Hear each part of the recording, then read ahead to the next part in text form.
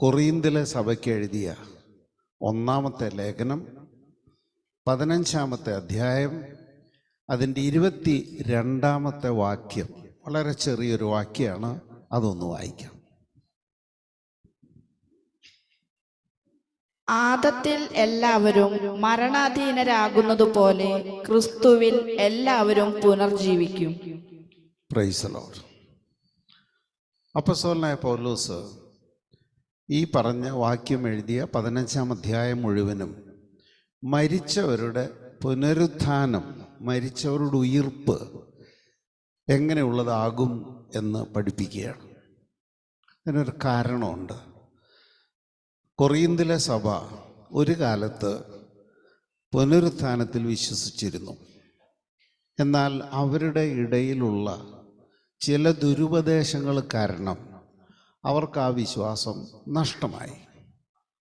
എന്നാൽ അവർ വേറെ ചില കാര്യങ്ങൾ, ദൈവവചനത്തിൽ പറയാത്ത കാര്യങ്ങൾ അവർ ചെയ്തുകൊണ്ടുമിരുന്നു. ഉദാഹരണത്തിന്, കൊറിന്തിലെ വിശ്വാസികളെല്ലാം സ്നാനപ്പെട്ട് കർത്താവിനോട് ചേർന്നവരാ. പക്ഷെ അവർ ചിന്തിച്ചു, അവരുടെ മാതാപിതാക്കന്മാർ ഇതിനെക്കുറിച്ച് അറിയാതെ സ്നാനപ്പെടാതെ മരിച്ചു പോകാൻ ഇടവന്നിട്ടുണ്ട്. അപ്പം ഈ തലമുറ തങ്ങൾക്ക് വേണ്ടി സ്നാനപ്പെട്ടതിന് ശേഷം തങ്ങളുടെ മരിച്ചു പോയവർക്ക് വേണ്ടി അവർ സ്നാനപ്പെടുന്ന ഒരു കീഴ്വഴക്കം, ഒരു തെറ്റായ കീഴ്വഴക്കം ആ സഭയിലുണ്ടായിരുന്നു.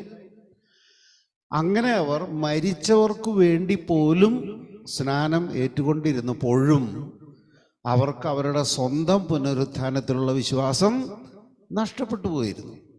അപ്പോൾ പൗലോസ് അവരോട് ചോദിക്കുകയാണ്, മരിച്ചവർക്ക് പുനരുത്ഥാനം ഇല്ല എന്നാണ് നിങ്ങൾ വിശ്വസിക്കുന്നത് എങ്കിൽ പിന്നെ നിങ്ങൾ നിങ്ങളുടെ മരിച്ചവർക്ക് വേണ്ടി സ്നാനപ്പെട്ടത് എന്തിനാ? ഈ ചോദ്യം പൗലോസ് ചോദിച്ചത് അവർക്കുണ്ടായിരുന്ന തെറ്റായ പ്രവൃത്തികളെ തടയാനാണ്. പക്ഷെ ഇത് വായിച്ച് മനസ്സിലാക്കിയിട്ട് മരിച്ചവർക്ക് വേണ്ടി സ്നാനമേൽക്കുന്ന ആളുകൾ ഇന്നുമുണ്ടെന്ന് പറഞ്ഞാൽ അവരുടെ വിഡ്ഢിത്തത്തിൻ്റെ അതിര് നിങ്ങൾക്ക് ഊഹിക്കാൻ പറ്റുമല്ലോ.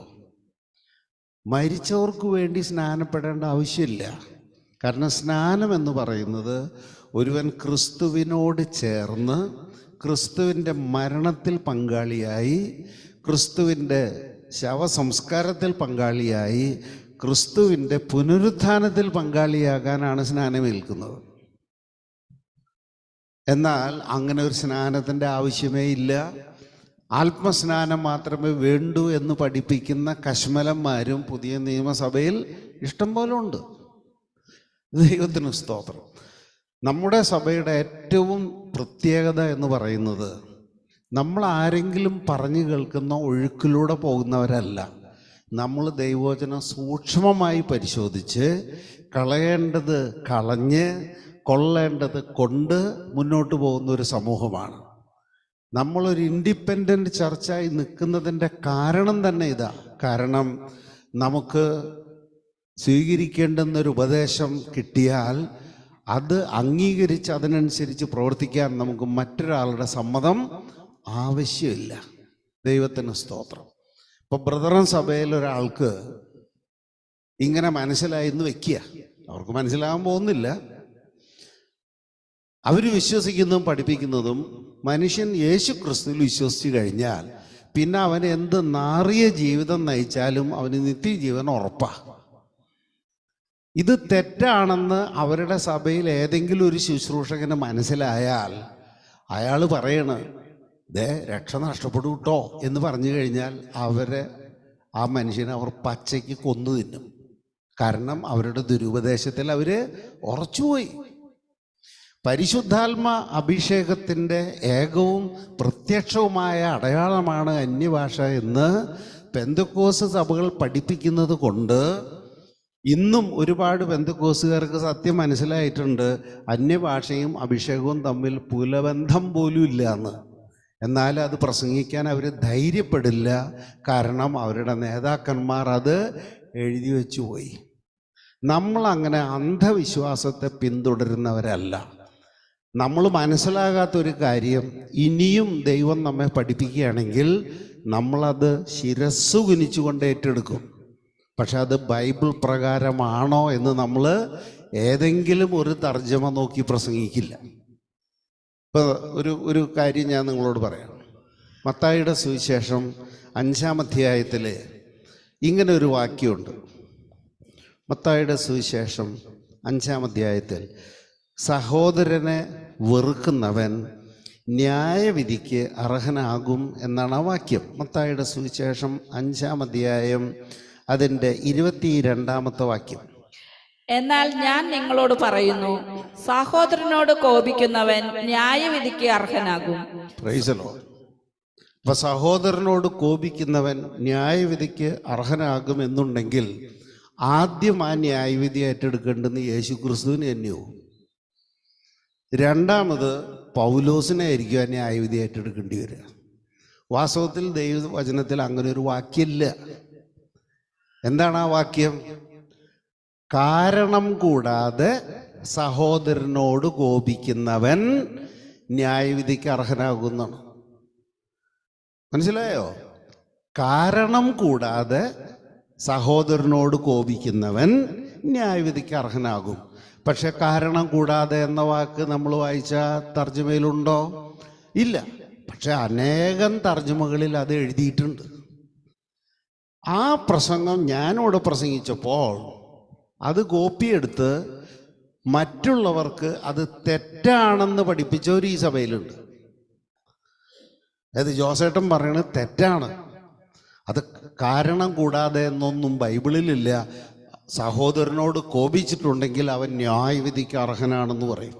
അങ്ങനെയാണെങ്കിൽ ഞാൻ പഠിപ്പിച്ച് തെറ്റാണെന്ന് പറഞ്ഞ വ്യക്തി ലോകത്തിൽ ആരോടും ഒരിക്കലും കോപിച്ചിട്ടില്ലേ? ഇല്ലേ? അപ്പോൾ ബൈബിൾ വായിക്കുന്നതും തമ്മിൽ വ്യത്യാസമുണ്ട്.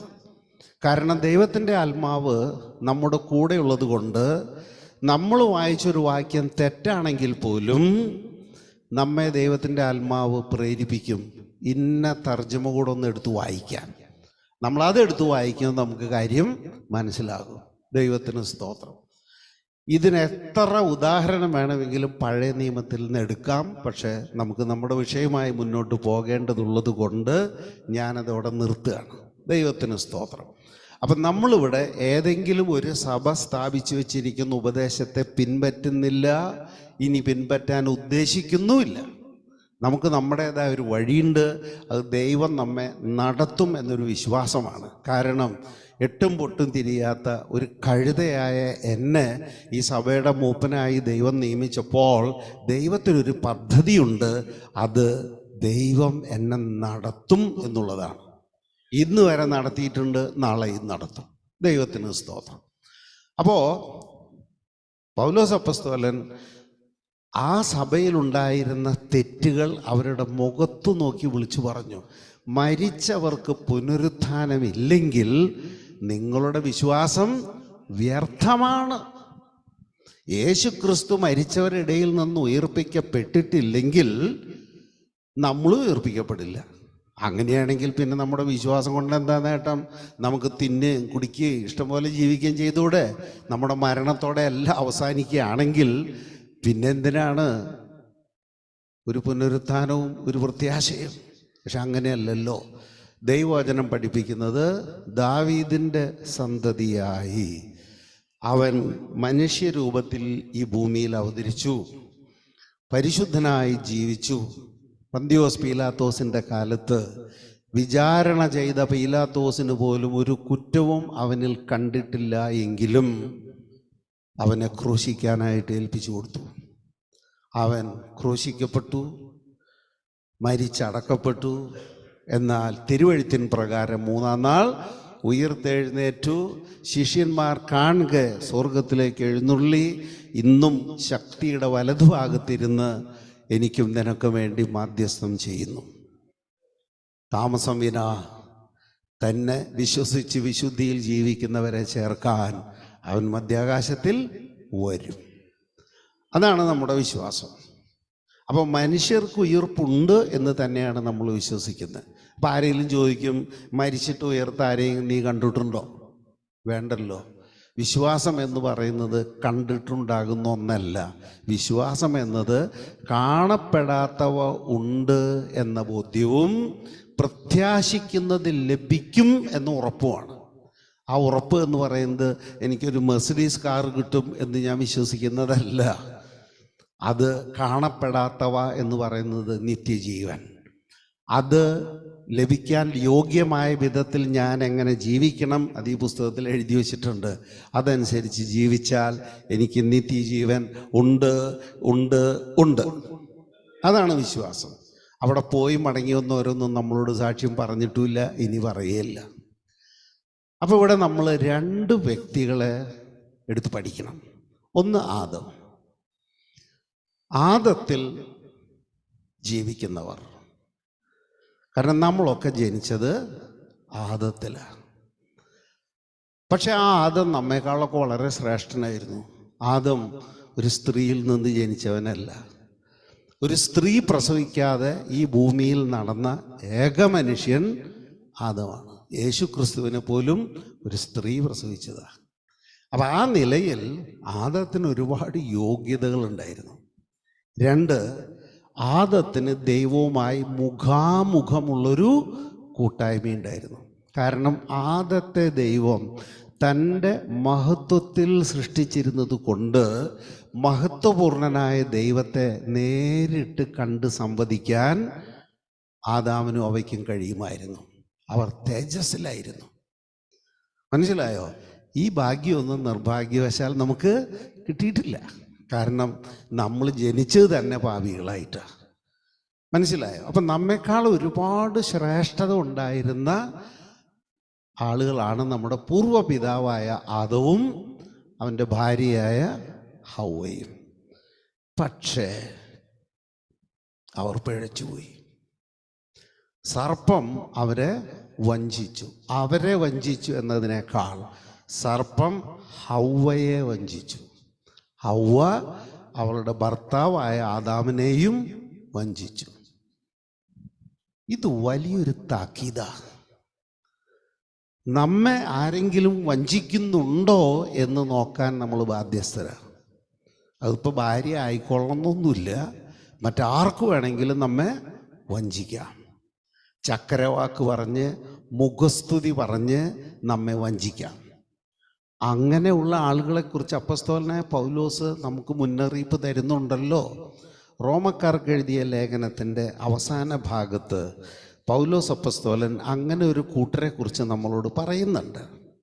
റോമക്കാർക്ക് എഴുതിയ ലേഖനം അതിൻ്റെ 16-ാമത്തെ അധ്യായം 17-ാമത്തെ വാക്യം.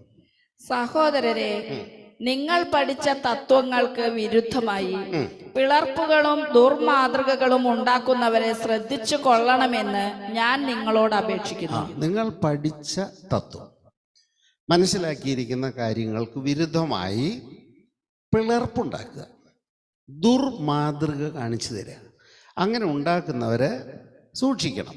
വായിച്ചോ. അങ്ങനെയുള്ളവർ നമ്മുടെ കർത്താവായ ക്രിസ്തുവിനെയല്ല, തങ്ങളുടെ തന്നെ ഉദരങ്ങളെയാണ് ശുശ്രൂഷിക്കുന്നത്. ആകർഷകമായ മുഖസ്തുതി പറഞ്ഞ് അവർ സരളചിത്തരെ വഴി പിഴപ്പിക്കുന്നു. ചക്കരവാക്ക് പറഞ്ഞ് അവർ ആകർഷകമായ മുഖസ്തുതി പറഞ്ഞ് വാക്ചാതിരി കൊണ്ട് നമ്മെ വഴിതെറ്റിക്കും.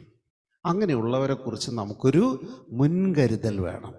നാം ഇന്ന് വരെ കേട്ട കാര്യങ്ങളിൽ നിന്ന് വേറെ ഒരു കാര്യമാണ് കേൾക്കുന്നതെങ്കിൽ, അങ്ങനെ കേൾക്കാൻ സാധ്യതയുണ്ടല്ലോ. അപ്പം നമ്മൾ എന്ത് ചെയ്യണം? പൗലോസ് അപ്പോസ്തലൻ പറഞ്ഞതുപോലെ ലഭിച്ചതിനെ മുറുകെ പിടിച്ചുകൊണ്ട് അതിനെക്കുറിച്ച് ചിന്തിക്കുക. അതുവരെ ലഭിച്ചതിനെ മുറുകെ പിടിച്ചുകൊണ്ട് അതിനെ ശ്രദ്ധിക്കുക. അതല്ലെങ്കിൽ ഇവിടുത്തെ പിടി വിട്ട് കഴിഞ്ഞാൽ നമ്മൾ അതിനോടുകൂടെ അങ്ങ് ഒഴുക്കിൽ പെട്ടുപോകും. പല ആളുകളും തെറ്റിപ്പോകുന്നത് അങ്ങനെയാണ്. ഈ സഭ വചനം പഠിപ്പിക്കാത്ത സഭയൊന്നുമല്ല. ആളുകൾക്കിത് മനസ്സിലാകുന്നുണ്ടോ, ആളുകളിത് അനുസരിക്കുന്നുണ്ടോ, അതിനെക്കുറിച്ചൊന്നും ഞാൻ പറയാൻ തയ്യാറല്ല. എനിക്ക് പഠിപ്പിക്കാനേ പറ്റൂ. ഇനി ഞാൻ പഠിപ്പിച്ചിട്ട് നിങ്ങൾക്ക് മനസ്സിലായില്ലെങ്കിൽ ഞാൻ നിങ്ങളോട് പറയുന്നു, ഒടയ തമ്പുരാൻ നില ഇറങ്ങി വന്ന് പഠിപ്പിച്ചാലും നിങ്ങൾക്ക് മനസ്സിലാവില്ല. കാരണം ദൈവം നിങ്ങൾക്ക് എങ്ങനെ പറഞ്ഞു തരുമോ അതുപോലെ ലളിതമായിട്ടാണ് ഞാൻ സംസാരിക്കാറുള്ളത്. ഞാൻ കട്ടിയുള്ള വാക്കുകൾ എടുത്ത് പറയാറേ ഇല്ല. അത് വേണ്ടാന്ന് വെച്ചിട്ടല്ല, എനിക്ക് കട്ടിയുള്ള വാക്കുകൾ അറിയില്ല. കാരണം അതിനുള്ള വിദ്യാഭ്യാസം എനിക്കില്ല. അതുകൊണ്ട് ഐ ആം സോ സിമ്പിൾ. ഇവിടെ ഇരിക്കുന്ന 5 വയസ്സുള്ള ഒരു കുട്ടിക്ക് പോലും മനസ്സിലാകുന്ന വിധത്തിൽ. ഇനി അത് നിങ്ങൾക്ക് മനസ്സിലായില്ല എങ്കിൽ ഞാനിവിടെ ഉണ്ടല്ലോ, നിങ്ങൾക്ക് എന്നെ വിളിക്കാലോ, ഏത് നേരത്തും ടെലിഫോണിലൂടെ വിളിക്കാലോ. അതല്ലെങ്കിൽ എല്ലാ വ്യാഴാഴ്ചയും എല്ലാ ഞായറാഴ്ചയും ഫുൾ ഡേ ഞാൻ അവൈലബിൾ ആണല്ലോ. മറ്റുള്ള ദിവസവും നിങ്ങൾക്ക് എന്നെ കോണ്ടാക്റ്റ് ചെയ്യാലോ. പക്ഷേ നശിച്ച് അടങ്ങൂ എന്ന് വാശിയുള്ളവരെ രക്ഷിക്കാൻ എനിക്കല്ല, സാക്ഷാൽ കർത്താവിന് പോലും കഴിയില്ല. മനസ്സിലായോ? അവസരങ്ങൾ ധാരാളമുണ്ട്. അതുകൊണ്ട് ചോദിച്ച് മനസ്സിലാക്കാനുള്ള അവസരങ്ങളുണ്ട്. ദൈവത്തിന് സ്തോത്രം. നിങ്ങൾ അറിയുമോ എന്നറിയില്ല, എൻ്റെ ഈ ഫോൺ എടുത്തിട്ട് ഇതിൻ്റെ കോൾ ലിസ്റ്റ് ഒന്ന് പരിശോധിച്ച് നോക്കിയാൽ കാണാം, ഞാൻ വിളിച്ചതിൻ്റെ 10 ഇരട്ടി ആളുകൾ എന്നെ ഇങ്ങോട്ട് വിളിക്കും. ഇവരൊക്കെ വ്യത്യസ്ത സഭകളിലുള്ളവരാണ്. അവരവിടെ കേൾക്കുന്ന ദുരുപദേശം കൊണ്ട് അവരുടെ മനസ്സ് നീറുകയാണ്. അപ്പോൾ അവർ സത്യം എന്താണെന്ന് അറിയാൻ എന്നെ വിളിക്കുക. അതുകൊണ്ടാണ് എൻ്റെ കോൾ ലിസ്റ്റിൽ ഞാൻ അങ്ങോട്ട് വിളിക്കുന്നത് 5 ആണെങ്കിൽ എന്നെ ഇങ്ങോട്ട് വിളിക്കുന്നത് 500. ദൈവത്തിന് സ്തോത്രം. അപ്പോൾ ഇത്രയും പേർ എന്തുകൊണ്ടാണ് ഇതിനെക്കുറിച്ച് വെരിഫൈ ചെയ്യാൻ, ഉറപ്പ് വരുത്താൻ എന്നെ വിളിക്കുന്നത്? അവർക്കൊരു ധാരണയുണ്ട്, ഈ മനുഷ്യനെ വിളിച്ചാൽ ശരിയായിട്ടറിയാം. കാരണം ഈ മനുഷ്യൻ പണക്കൊതിയുള്ള ആളല്ല. കാരണം ഭൂരിഭാഗം പാസ്റ്റർമാരിന്ന് ജീവിക്കുന്നതിന് വേണ്ടിയിട്ടാ. അവർക്കിത് പണം ഉണ്ടാക്കാനുള്ള മാർഗമാണ്, ആദായ സൂത്രം. പക്ഷെ ഇത് ആദായ സൂത്രം അല്ല എന്ന് മനസ്സിലാക്കുന്ന ആ ആളുകൾ നമ്മെ കോണ്ടാക്ട് ചെയ്യണം. ദൈവത്തിന് സ്തോത്രം. ഹല്ലേലൂയ. അപ്പം നമ്മൾ ആദാമിനെ കുറിച്ച് നന്നായി ഒന്ന് പഠിക്കണം. ആദാമിൻ്റെ വീഴ്ചയെക്കുറിച്ച് പഠിക്കണം. എന്നിട്ട് ആ വീഴ്ച നമുക്ക് സംഭവിക്കുന്നില്ല എന്ന് നമ്മൾ ഉറപ്പുവരുത്തണം. Glory Jesus. മനുഷ്യൻ തെറ്റ് ചെയ്തു എന്നറിഞ്ഞിട്ട് തന്നെയാണ് ദൈവം ആദാം നീ എവിടെ എന്ന് ചോദിച്ചു വന്നത്. ദൈവം പ്രിറ്റൻഡ് ചെയ്തത്, അല്ലെങ്കിൽ ദൈവം നടിച്ചത് താനൊന്നും അറിഞ്ഞിട്ടില്ല എന്ന മട്ടിലാണ്. ആദാം നീ എവിടെയാ എന്നൊക്കെ ചോദിക്കുന്ന ചോദ്യം കേട്ടാൽ നമുക്ക് തോന്നും ഈ ദൈവം ഒരു പൊട്ടന, ഈ നടന്നൊന്നും ദൈവം അറിഞ്ഞിട്ടില്ല എന്ന്. ദൈവം എല്ലാം അറിഞ്ഞിട്ട് തന്നെയാണ് വന്നത്. ദൈവം വന്നതൊരു കാര്യത്തിന് വേണ്ടിയാണ്. മനുഷ്യനിൽ പരമാർത്ഥതയുണ്ടോ? അവൻ തെറ്റ് സമ്മതിക്കാൻ തയ്യാറുണ്ടോ? ഇവിടെ മനുഷ്യൻ തെറ്റ് സമ്മതിക്കാൻ തയ്യാറില്ല എന്ന് മാത്രമല്ല, തെറ്റ് ചെയ്തപ്പോൾ അവന് നഷ്ടപ്പെട്ടത് ദൈവത്തിൻ്റെ തേജസ്സാണ്. ആ തേജസ് പോയതോടുകൂടി അവനൊരു കാര്യം തിരിച്ചറിഞ്ഞു, താൻ ഉടുതുണിയില്ലാത്തവനായി എന്ന്. അവ ഉടുതുണിയില്ലാത്തവനായി എന്ന് മനസ്സിലാക്കിയപ്പോൾ അത് ദൈവത്തോട് പറയാനുള്ള സന്നദ്ധതയോ പരമാർത്ഥതയോ ഒന്നും മനുഷ്യനുണ്ടായില്ല. അവർ രണ്ടുപേരും കൂടെ അത്തിയില കൂട്ടിത്തുന്നി തങ്ങൾക്കൊരു ഉടുപ്പുണ്ടാക്കിയിട്ട് പ്രശ്നം പരിഹരിക്കപ്പെട്ടു എന്ന് വിശ്വസിച്ചു. പക്ഷെ ദൈവം അന്ന് അവരെ കാണാൻ വന്നത് വെയിലാറിയപ്പോഴാണ്, എന്ന് വെച്ചാൽ ലേറ്റ് ഇൻ ദി ഈവനിങ്. അപ്പം എന്തുണ്ടായി? ഇല മുഴുവൻ വാടി, നഗ്നത വീണ്ടും പുറത്തായി. അതുകൊണ്ട് അവരെന്ത് ചെയ്തു? മരത്തിൻ്റെ മുന്നിൽ ഒളിച്ചു നിന്നു. ഇതിൽ നിന്ന് എന്താ മനസ്സിലാക്കേണ്ടത്? പാപം ചെയ്തു എന്നതുകൊണ്ട് ദൈവം മനുഷ്യരെ തള്ളിക്കളയുന്നുണ്ടോ? ഇല്ല. ദൈവം എന്നും സ്നേഹിച്ചിട്ടുള്ളത് നീതിമാന്മാരെ അല്ല, പാപികളെ. പ്രിയപ്പെട്ടവരെ, ബൈബിളിലെ ദൈവത്തിൻ്റെ ഏറ്റവും വലിയ ശ്രേഷ്ഠത എന്ന് പറയുന്നത് നീതിമാന്മാരെ അന്വേഷിച്ചിറങ്ങുന്ന ദൈവമല്ല നമ്മുടെ ദൈവം, പാപികളെ അന്വേഷിച്ചു വന്ന ദൈവമാണ്. ഞാൻ രക്ഷപ്പെട്ടത് ഞാനൊരു പാപിയായതുകൊണ്ടാണ്. അതുകൊണ്ടാണ് എനിക്ക് ഈ ദൈവത്തോട് ഇത്രയും സ്നേഹം. സത്യം മനസ്സിലാക്കിയപ്പോൾ ഞാൻ ഈ ലോകത്തിൽ ഏറ്റവും വെറുത്തത് എന്നെ തന്നെയാണ്. ഞാൻ ദൈവത്തോട് പലവട്ടം ചോദിച്ചിട്ടുണ്ട്, കർത്താവേ, എന്നെ വിളിക്കാൻ, എന്നെ തിരഞ്ഞെടുക്കാൻ എന്നെ നിൻ്റേത് ആക്കാൻ നിനക്കൊരറപ്പും തോന്നിയില്ലേ? I hate myself. എൻ്റെ കണ്ണിൽ ഞാൻ വൃത്തികെട്ടവനാണ്, പക്ഷെ ദൈവത്തിൻ്റെ കണ്ണിൽ ഞാൻ രക്ഷ ആവശ്യമുള്ളൊരു പാപിയാണ്. അതാണ് കാഴ്ചപ്പാടിൻ്റെ വ്യത്യാസം.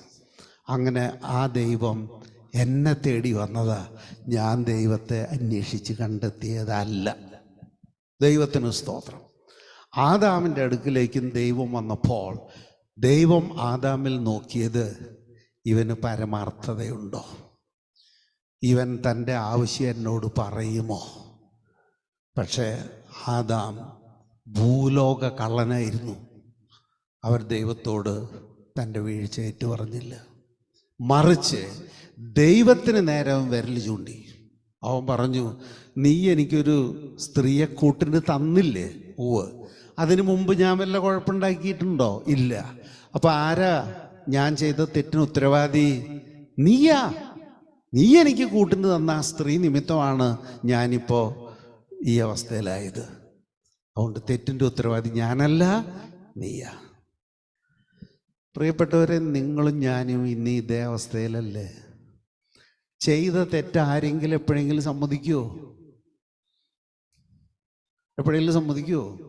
ഇവിടെ പല സാധനങ്ങളും ചീത്തയാവും. ഉപയോഗിക്കുമ്പോൾ കേടുവരുന്നതാണ് സാധനങ്ങൾ. അതിപ്പോൾ ഒരു ഫ്ലാസ്ക് ആയാലും കൊള്ളാം, മറ്റെന്തെങ്കിലും ആയാലും കൊള്ളാം. അത് കേടുവന്നു കഴിഞ്ഞാൽ ആകെ കൂടെ ചെയ്യേണ്ടത് എന്താണ്? ഇപ്പം കഴിഞ്ഞ ദിവസം ഇവിടെ എന്താണ് ഹീറ്ററിൻ്റെ പേര്? Induction cooker. ആ ഇൻഡക്ഷൻ കുക്കർ കുത്തുന്നത് ഒരു 3 പിൻ പ്ലഗിനകത്താണ്. അപ്പോൾ ഈ 3 പിൻ പ്ലഗ് ചില ഹാർഡാണ്. അതിൻ്റെ ഉള്ളിലേക്ക് ഇൻസർട്ട് ചെയ്ത് കഴിഞ്ഞാൽ പെട്ടെന്ന് കിട്ടില്ല. അപ്പോൾ സാധാരണ ഇത് വലിച്ചെടുക്കണമെങ്കിൽ എന്ത് ചെയ്യണം? ഒരു കൈ കൊണ്ട് അതിൻ്റെ മൂലമൊന്ന് അങ്ങോട്ട് തള്ളി പിടിക്കുക, എന്നിട്ട് പിടിച്ച് വലിക്കുക. കാരണം ഈ സോക്കറ്റുമ്പോൾ 4 ലോക്കുണ്ട്. മുകളിൽ 2 താഴെ 2. അപ്പം ഈ മുകളിൽ പിടിക്കാണ്ട് വലിച്ചെടുത്ത് എന്തുണ്ടാവും? ആ ലോക്ക് പൊട്ടിയിട്ട് സാധനങ്ങൾ പോരും. അപ്പോൾ സാധാരണഗതിയിൽ ആളെന്താ ചെയ്യാന്നറിയാമോ? അവിടെ വെച്ചിട്ട് പോവും. പക്ഷേ കഴിഞ്ഞ ആഴ്ച സംഭവിച്ചപ്പോൾ ഒരു സഹോദരി എൻ്റെ അടുത്ത് കൊണ്ട് പറഞ്ഞു, ജോസേട്ടാ അതിങ്ങനെ ഡാമേജ് ആയിട്ടുണ്ട്. ഞാൻ പറഞ്ഞു, ഞാൻ എന്താ വിരോധം? നമുക്കത് മാറ്റാമല്ലോ. അത് തിങ്കളാഴ്ച തന്നെ പോയി ആ സാധനം മേടിച്ചു കൊടുന്നു. സണ്ണി വളരെ കരുണാപൂർവം അത് മാറ്റി തരികയും ചെയ്തു. ദൈവത്തിന് സ്തോത്രം. പക്ഷെ പലപ്പോഴും ഇവിടെ കാണുന്നത് എന്താ അറിയാമോ? ഒരു സാധനം പൊട്ടിക്കഴിഞ്ഞ ഒരു മനുഷ്യറിയില്ല. ഞാൻ എപ്പോഴും പറയുന്നൊരു കാര്യമാണ്, ഇവിടെ ഒരിക്കലും ഒരു ഫ്ലാസ്ക് ഉണ്ടായിരുന്നു, ചില്ലിൻ്റെ ഒരു ഫ്ലാസ്ക്. അതിവിടെ വാങ്ങി വെച്ചിരുന്നത് എന്തിനാണെന്നറിയാമോ? അന്ന് നമ്മുടെ ഇടയിൽ പുറമേ നിന്ന് ശുശ്രൂഷകന്മാർ വരുമായിരുന്നു. പിന്നെ നമ്മൾ അവരൊക്കെ ഒഴിവാക്കി. അപ്പോൾ അവർക്ക് ഇടയ്ക്കിടയ്ക്ക് ചൂടുവെള്ളം കുടിക്കണം. അതിന് വേണ്ടിയിട്ടാണ് ഈ ഫ്ലാസ്ക് ഉപയോഗിച്ചുകൊണ്ടിരുന്നത്. ഒരു ദിവസം ആരുടെ കയ്യിൽ നിന്നോ ഈ ഫ്ലാസ്ക് വീണു, അത് ഒടിഞ്ഞു പോയി. സാരമില്ല, ഒരു ഫ്ലാസ്ക് ഉടഞ്ഞു പോയി, വേറൊരെണ്ണം മേടിക്കണം, അത്രയേ ഉള്ളൂ. പക്ഷേ അത് എടുക്കാനും ഉടയ്ക്കാനും സാധ്യതയുള്ള സകല ആളുകളുടെ അടുത്ത് ഞാൻ ചോദിച്ചു, ഇത് നിൻ്റെ കയ്യിൽ നിന്ന് എങ്ങാനുമാണ്? അപ്പം എനിക്കൊരു കാര്യം മനസ്സിലായി, ആരും ഉടച്ചതല്ല, ഫ്ലാസ്ക് തന്നെ ഇരുന്ന് പൊട്ടിയത്. കാരണം ഈ പറയുന്ന നുണ കേട്ട് കഴിഞ്ഞാൽ ഫ്ലാസ്ക് അല്ല, വേറെ എന്തെങ്കിലുമൊക്കെ തകരും. ഇത് തെറ്റാണ്. ഒരാളുടെ കയ്യിൽ നിന്നൊരു തെറ്റ് സംഭവിച്ചാൽ അതെൻ്റെ കയ്യിൽ നിന്നാണെന്ന് പറയാനുള്ള പരമാർത്ഥത വേണം. ആ പരമാർത്ഥതയില്ലാതെ നമുക്ക് പലരുടെ കണ്ണിൽ നിന്നും പലതും ഒഴിവാക്കാം, മറയ്ക്കാം. പക്ഷെ ദൈവത്തെ ആര് മറയ്ക്കും? ദൈവത്തെ ആരെങ്കിലും മറയ്ക്കുമോ? നടക്കില്ല. ദൈവത്തിന് സ്തോത്രം. ഈ പരമാർത്ഥത മനുഷ്യനുണ്ടോ എന്നാണ് ദൈവം നോക്കിയത്. അതിൽ മനുഷ്യൻ ദയനീയമായി പരാജയപ്പെട്ടു. ദൈവത്തിന് മനസ്സിലായി, ഇതിന് പരമാർത്ഥതയില്ല, ഇതിന് സത്യസന്ധതയില്ല, തെറ്റ് സമ്മതിക്കാനുള്ള മനസ്സില്ല. അവൻ തൻ്റെ തെറ്റ് മറ്റുള്ളവരുടെ മേൽ കെട്ടിവെക്കുന്നവനാണ്. പ്രിയപ്പെട്ടവരെ, നമ്മൾ മനസ്സിലാക്കേണ്ടുന്ന ആദ്യത്തെ പ്രിൻസിപ്പിൾ ഇതാണ്: നാം വിശ്വസ്തരായിരിക്കണം, നാം വിശ്വസ്തത ഉള്ളായിരിക്കണം. 1 കൊറിന്ത്യർ 4-ാം അധ്യായം 2-ാമത്തെ വാക്യത്തിൽ കൃത്യമായിട്ട് പൗലോസ് അപ്പോസ്തലൻ എഴുതി വച്ചിട്ടുണ്ട്, കാര്യസ്ഥന്മാരിൽ അന്വേഷിക്കുന്നതോ അവർ വിശ്വസ്തരായിരിക്കണം എന്നത് തന്നെ. കാര്യസ്ഥന്മാർക്ക് വിശ്വസ്തത കൂടിയേ തീരൂ. കാര്യസ്ഥന്മാർക്ക് വിശ്വസ്തത കൂടിയേ തീരൂ. ദൈവത്തിന് സ്തോത്രം. അങ്ങനെ ആദാമിനെ ദൈവം തോട്ടത്തിൽ നിന്ന് പുറത്താക്കി. ഒരു വാക്യം നമുക്ക് വായിക്കാം. ഉൽപ്പത്തി 3:22. ഉൽപ്പത്തി 3:22. അനന്തരം അവിടുന്ന് പറഞ്ഞു, മനുഷ്യനിതാ നന്മയും തിന്മയും അറിഞ്ഞ് നമ്മിൽ ഒരുവനെ പോലെ ആയിരിക്കുന്നു. ഇനി അവൻ കൈ നീട്ടി ജീവന്റെ വൃക്ഷത്തിൽ നിന്ന് കൂടി പറിച്ചു തിന്ന് അമർത്യനാകാൻ ഇടയാകരുത്. കർത്താവ് അവരെ ഏദൻ തോട്ടത്തിൽ നിന്ന് പുറത്താക്കി. ഈ വാക്യം വായിച്ചപ്പോഴൊക്കെ ഞാൻ ദൈവത്തെക്കുറിച്ച് ഇങ്ങനെ ചിന്തിച്ച്, ശരിയാ, മനുഷ്യനൊരു തെറ്റ് ചെയ്തു. പക്ഷേ അതിൻ്റെ പേരിൽ മനുഷ്യനെ ഈ തോട്ടത്തിൽ നിന്ന് പുറത്താക്കേണ്ട വല്ല കാര്യമുണ്ടോ? അത് ദൈവം കാണിച്ചത് ക്രൂരതയായി പോയില്ലേ? എനിക്ക് ഒരുപാട് ദോഷങ്ങളുണ്ടെങ്കിലും ഒരു ഗുണമുണ്ട്. ഞാൻ ദൈവത്തോട് ഒരുപാട് ചോദ്യം ചോദിക്കുന്ന ആളാണ്. ഒരുപാട് ചോദ്യം ഞാൻ ദൈവത്തോട് ചോദിക്കും. എനിക്കറിയില്ല, പക്ഷേ ദൈവത്തോട് ചോദിക്കണമല്ലോ. അപ്പോൾ ദൈവമായ കർത്താവ് എന്നോട് സംസാരിച്ച് എങ്ങനെയാണ്, നീ ഒരു ഷീറ്റ് കടലാസ് എടുക്കുക. ഞാൻ കടലാസ് എടുത്തു. നമ്മൾ പെൻസിൽ കൊണ്ട് എഴുതുന്നില്ലേ, ഈ അടിയിൽ മൂട്ടിലൊരു റബ്ബറിൻ്റെ കഷ്ണവും ഒരു പെൻസില്, ആ പെൻസിലിട്ടിട്ട് 2 ടിക്ക് ഇടാൻ പറഞ്ഞു. അപ്പോൾ ഞാൻ 2 ടിക്ക് ഇട്ടു. എന്നിട്ട് പറഞ്ഞു, അതിലൊരു ടിക്കിൻ്റെ മേലെ നീ ഒരു സെല്ലോ ടേപ്പിൻ്റെ പീസ് ഒട്ടിക്കാൻ പറഞ്ഞു. അപ്പം ഞാൻ ഒരു ടിക്കിൻ്റെ മുകളിൽ ഒരു സെല്ലോ ടേപ്പിൻ്റെ പീസ് ഒട്ടിച്ചു. മറ്റേൻ്റെ ഇത് ഒട്ടിച്ചില്ല. ഇനി ദൈവം പറഞ്ഞു, ആ 2 ടിക്കും നിൻ്റെ കയ്യിലുള്ള റബ്ബർ ഉപയോഗിച്ചൊന്ന് മായ്ക്കാൻ പറഞ്ഞു. അപ്പോൾ ഈ സെല്ലോ ടേപ്പ് ഒട്ടിക്കാത്ത ടിക്ക് ഞാൻ എളുപ്പം മായ്ച്ചു കളഞ്ഞു. പക്ഷേ ഈ സെല്ലോ ടേപ്പ് ഇട്ടുള്ളത് മാച്ചാമായോ? ഇല്ല. അപ്പം എന്നോട് ദൈവം പറഞ്ഞു, മനുഷ്യൻ്റെ പാപം, അവൻ ആ പാപത്തിൽ ഇരിക്കുമ്പോൾ ജീവന്റെ വൃക്ഷത്തിൽ നിന്ന് ഭക്ഷിച്ചാൽ അവൻ പാപത്തിൽ നിത്യനാകും.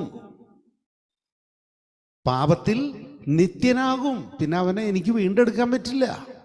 അതുകൊണ്ടാണ് ഞാൻ അവനെ തോട്ടത്തിൽ നിന്ന് പുറത്താക്കിയത്. കാരണം അവൻ ആ ജീവന്റെ വൃക്ഷത്തിൽ നിന്ന് തിന്നാതിരിക്കാൻ വേണ്ടി. അത് ഞാൻ മനുഷ്യവർഗത്തോട് ചെയ്ത കാരുണ്യമാണ്. ഇപ്പം നിനക്ക് മനസ്സിലായോ? അപ്പം എനിക്ക് നല്ലോണം മനസ്സിലായി. Price the Lord. ഇതാണ് എൻ്റെ ദൈവം. എൻ്റെ മനസ്സിൽ നിന്ന് ഉയരുന്ന ചോദ്യങ്ങൾ പരമാർത്ഥതയോടെ ഉള്ളതാണ്, അറിയാനുള്ള ആഗ്രഹം കൊണ്ടാണ് എന്ന് പറയുമ്പോൾ, ഒരു സ്നേഹമുള്ള അപ്പൻ തൻ്റെ കുഞ്ഞിനെ പഠിപ്പിക്കുന്നത് പോലെ എക്സർസൈസുകൾ ചെയ്താ പഠിപ്പിക്കുക. എൻ്റെ ഏറ്റവും വലിയ നന്മ അതാ. അപ്പം എന്തുകൊണ്ടാണ് ദൈവം ആദാമിനെ പുറത്താക്കിയത്? അവൻ ആ പാപാവസ്ഥയിൽ ജീവന്റെ വൃക്ഷത്തിൽ നിന്നും കൂടി തിന്ന് അവൻ പാപത്തിൽ നിത്യനായി പോകാതിരിക്കേണ്ടതിനാണ് അവനെ പുറത്താക്കിയത്. ഇനി പാപത്തിൽ നിന്ന് വീണ്ടെടുത്ത നമ്മെ ദൈവം കൊണ്ടുപോകുന്ന എവിടേക്കാ? ഈ നിത്യജീവന്റെ വൃക്ഷത്തിലേക്കാണ് കൊണ്ടുപോകുന്നത്. അവിടെ ചെന്ന് നമുക്ക് ആ നിത്യജീവന്റെ ഫലം കർത്താവ് തന്നെ തിന്നാൻ തരും. അപ്പം നമ്മുടെ നിത്യത ഉറപ്പായി. ദൈവത്തിന് സ്തോത്രം. അപ്പോൾ ആദാമിന് പറ്റിയ തെറ്റ് നമുക്ക് പറ്റാൻ ഇടവരരുത്. മനസ്സിലായോ? ഇനി ആദാമിൻ്റെ ഒരു കാര്യം കൂടെ ഒന്ന് പറയാം. ആദാമിൽ നിന്ന് 2 താവഴിയായിട്ടുള്ള മക്കളെ ബൈബിളിൽ കാണിച്ചിട്ടുണ്ട്. ആദ്യം ആദാമിനുണ്ടായത് കയീനും ആബേലുമാണ്. അതിൽ കയീൻ്റെ തലമുറയെക്കുറിച്ച് നമ്മളോട് പറഞ്ഞു. ആബേലിൻ്റെ തലമുറയെക്കുറിച്ച് പറയാൻ പറ്റില്ല. കാരണം ആബേല് തലമുറ ഉണ്ടാകുന്നതിന് മുമ്പ് തന്നെ കയീൻ അവനെ കൊന്നു. അപ്പോൾ പിന്നെ ദൈവം അവന് കൊടുത്ത സന്തതിയാണ് സേത്ത്. അപ്പം സേത്തിൻ്റെ പരമ്പരയെ നമ്മൾ ബൈബിളിൽ കാണും, കയീൻ്റെ പരമ്പരയെ നമ്മൾ ബൈബിളിൽ കാണും. ആദാമിന് വേറെ ഒരുപാട് മക്കളുണ്ടെങ്കിലും അവരുടെ പരമ്പരയെക്കുറിച്ചൊന്നും ബൈബിളിൽ എഴുതിയിട്ടില്ല. അപ്പം സേത്ത് മുഖാന്തിരം 7ാം തലമുറയിൽ നമ്മൾ കാണുന്നത് ഹാനോക്കിനെയാണ്. കയീൻ വഴിയുള്ള ആദാമിൻ്റെ തലമുറ നോക്കുമ്പോൾ 7ാം തലമുറയിൽ നിൽക്കുന്ന ലാമെക്ക. അപ്പം ഈ ലാമെക്കിനെ കുറിച്ചും ബൈബിളിൽ വളരെ വ്യക്തമായി പഠിപ്പിക്കുന്നുണ്ട്. ഹാനോക്കിനെ കുറിച്ചും ദൈവം വ്യക്തമായി പഠിപ്പിക്കുന്നുണ്ട്. ഈ ഹാനോക്ക് തൻ്റെ 65 വർഷം, ആദ്യത്തെ 65 വർഷം ഒരു സാധാരണക്കാരനായി തന്നെ ജീവിച്ച് ഒരു പ്രത്യേകതയും ഉണ്ടായിരുന്നില്ല. പക്ഷെ 65-ാമത്തെ വയസ്സിൽ അവനൊരു ആൺകുഞ്ഞ് പിറന്നു. അപ്പോൾ അവൻ നമ്മൾ ചെയ്യുന്ന പോലെ അവൻ്റെ പേരും അവൻ്റെ ഭാര്യയുടെ പേരും കൂടെ എഴുതി അക്ഷരങ്ങളാക്കി ഒരു ചെപ്പിലിട്ട് കുലുക്കി ഒരു പേര് മാനുഫാക്ചർ ചെയ്തില്ല. നമ്മളിപ്പോൾ അങ്ങനെയാണല്ലോ, പേര് മാനുഫാക്ചർ ചെയ്യണമല്ലോ. അവൻ പേര് മാനുഫാക്ചർ ചെയ്തില്ല. അവൻ യഹോവയുടെ അടുക്കൽ ചോദിച്ചു, എൻ്റെ ഈ കുഞ്ഞിന് ഞാൻ എന്താ പേരിടണ്ട? അപ്പം യഹോവ അവനോട് പറഞ്ഞു, മേഥോ ശലയോ. ഇത് കേട്ടപ്പോൾ ഹാനോക്ക് ഞെട്ടി ഉറച്ചു പോയി.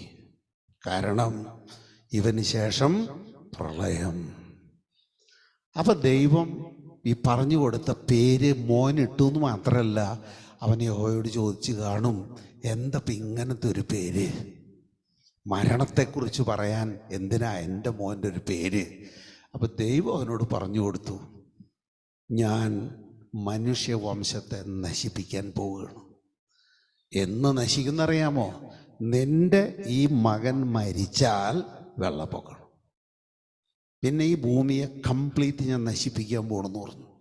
ഇത് കേട്ട ഹാനോക്ക് മാനസാന്തരപ്പെട്ടു. പിന്നെ അവൻ 300 കൊല്ലം ജീവിച്ചിരുന്നതും ദൈവത്തോടു കൂടിയാണ് ജീവിച്ചത്. അവൻ്റെ ആയുസ് 365 കൊല്ലമാണ്.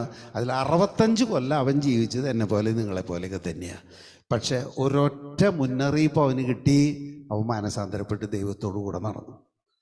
അങ്ങനെ ഹാനോക്ക് ദൈവത്തോടു കൂടെ നടക്കുന്നത് 55 കൊല്ലം നേരിട്ട് കാണാൻ ആദാമിന് ഇടവരത്തക്ക വിധം ആദാമിൻ്റെ ആയുസ് ദൈവം 930 കൊല്ലം നീട്ടി. എന്തായിരുന്നു ദൈവത്തിൻ്റെ ആഗ്രഹം? ഞാൻ ആദ്യമായി എൻ്റെ കൈ കൊണ്ട് മണ്ണിൽ നിന്നുണ്ടാക്കി എൻ്റെ ജീവൻ പകർന്ന മനുഷ്യൻ മാനസാന്തരപ്പെടണം, അവൻ നശിക്കരുത്. ആ ഉദ്ദേശത്തിന് വേണ്ടി ദൈവം ആദാമിൻ്റെ വയസ്സ് 930 കൊല്ലാക്കി. അവൻ തൻ്റെ 7-ാം തലമുറയിൽപ്പെട്ട ഹാനോക്ക് 55 കൊല്ലം ദൈവത്തോടുകൂടെ നടക്കുന്നത് ആദാം കണ്ടു. എന്നിട്ടും ആ ദുഷ്ടൻ മാനസാന്തരപ്പെട്ടില്ല. മനസ്സിലായോ? എനിക്ക് ആദാമിനെ ദുഷ്ടൻ എന്ന് വിളിക്കാൻ ഒരു മടിയില്ല. കാരണം അവൻ അതിന് യോഗ്യനാണ്. ദൈവത്തിന് സ്തോത്രം. പ്രിയപ്പെട്ടവരെ, നമ്മുടെ ദൈവം എത്ര മനസ്സല്യമുള്ളവനാണെന്നറിയാമോ? ഈ ജനം മുഴുവൻ മാനസാന്തരപ്പെട്ട് ദൈവത്തിലേക്ക് തിരിയേണ്ടതിന് ദൈവം മെത്തുശലേഹിൻ്റെ വയസ്സ് 969 കൊല്ലാക്കി കൊടുത്തു. എന്താ ലക്ഷ്യം? പറഞ്ഞുപോയി, ഇവൻ്റെ മരണത്തിന് ശേഷം പ്രളയം. അപ്പൊ പ്രളയം വരുത്താൻ ദൈവത്തിന് ഒരു തിടുക്കമുണ്ടായിരുന്നില്ല. പ്രളയം പരമാവധി നീട്ടാൻ വേണ്ടി ആഗ്രഹിച്ചിട്ട് ദൈവം മെത്തുശലേഹിൻ്റെ ആയുസ് നീട്ടിക്കൊടുത്തു. 969 കൊല്ലം മെത്തുശലേഹ് ജീവിച്ചു. അവസാനം ദൈവത്തിൻ്റെ ക്ഷമ കിട്ടു. പ്രിയപ്പെട്ടവരെ, നിങ്ങളും ഞാനും എന്നും പരിശോധിക്കണം, ഞാൻ ദൈവത്തിൻ്റെ ക്ഷമ കെടുത്തുന്നുണ്ടോ? നമ്മളിൽ ചിലരൊക്കെ ദൈവത്തിൻ്റെ ക്ഷമ പരീക്ഷിക്കുന്നുണ്ട്. പേരെടുത്ത് പറയാൻ എനിക്ക് നിർവാഹമില്ല.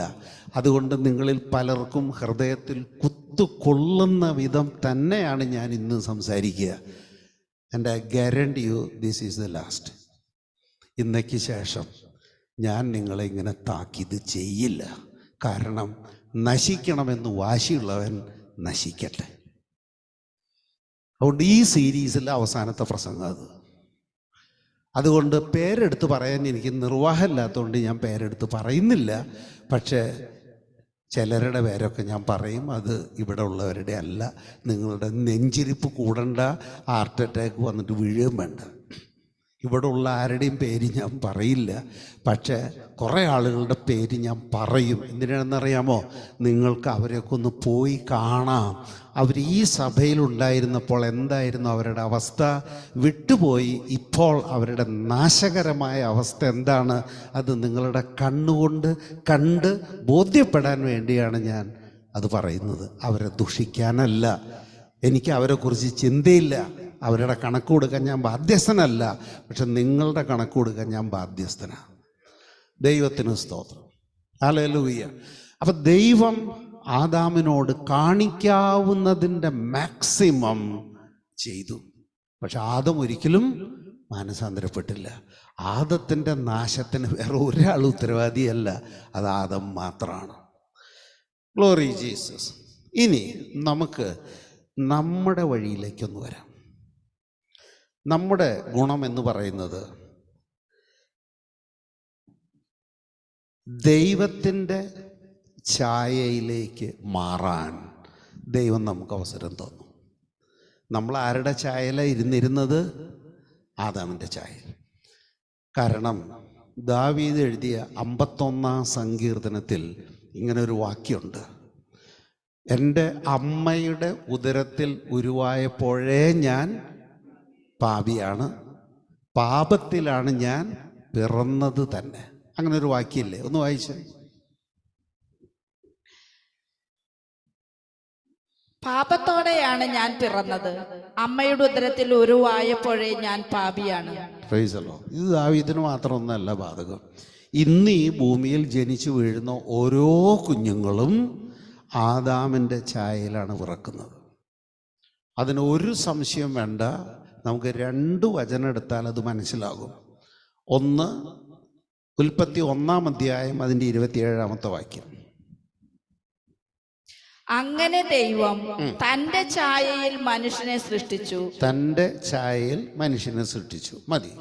ഇനി ഉൽപ്പത്തി 5:3 വായിച്ചാൽ. ഉൽപ്പത്തി 5:3.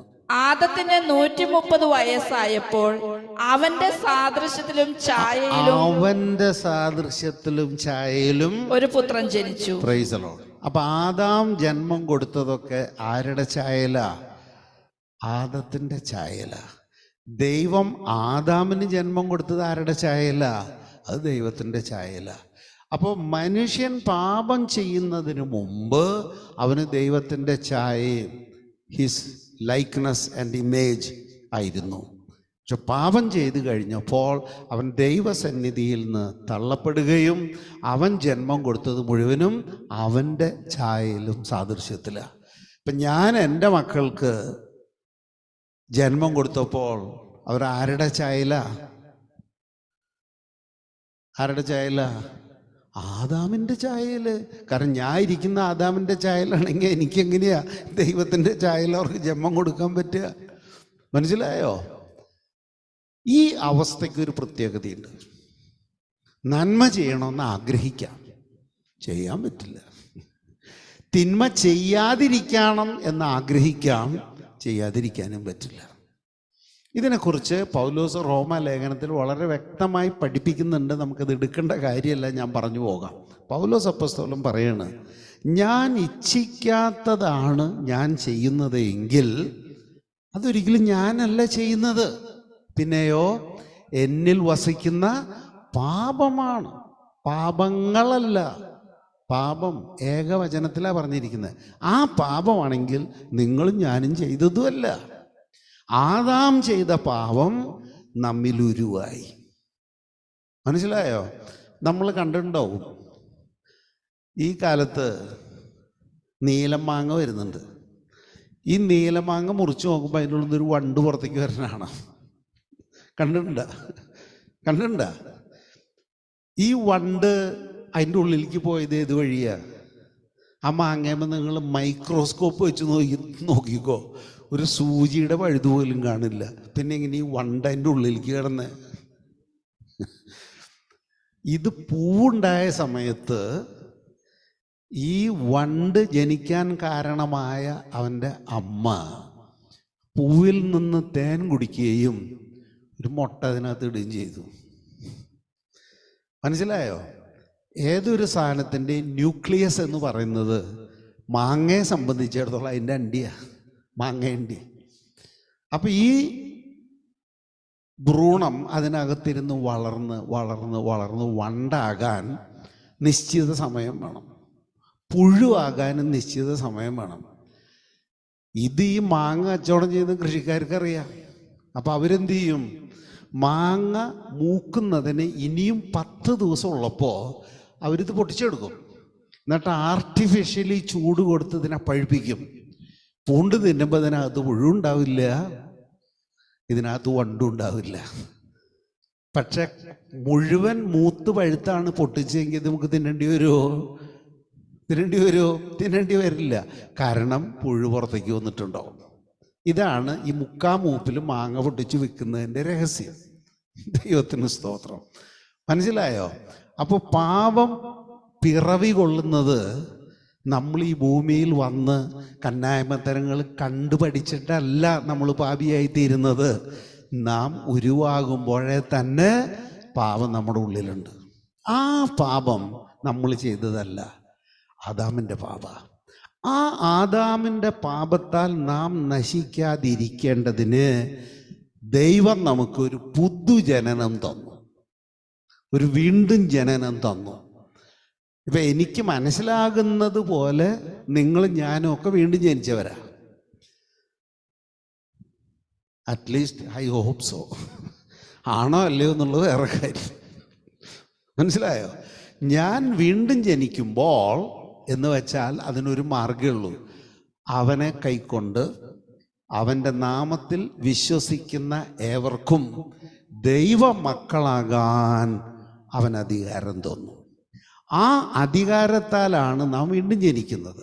അങ്ങനെയുള്ള വീണ്ടും ജനനത്തെക്കുറിച്ച് എൻ്റെ തൊട്ട് താഴെയുള്ള വാക്യം പറയുന്നു, അവർ ജനിച്ചത് ജഡരക്തങ്ങളിൽ നിന്നല്ല, പുരുഷൻ്റെ ഇച്ഛയിൽ നിന്നല്ല, പിന്നെയോ ദൈവത്തിൽ നിന്നത്രേ.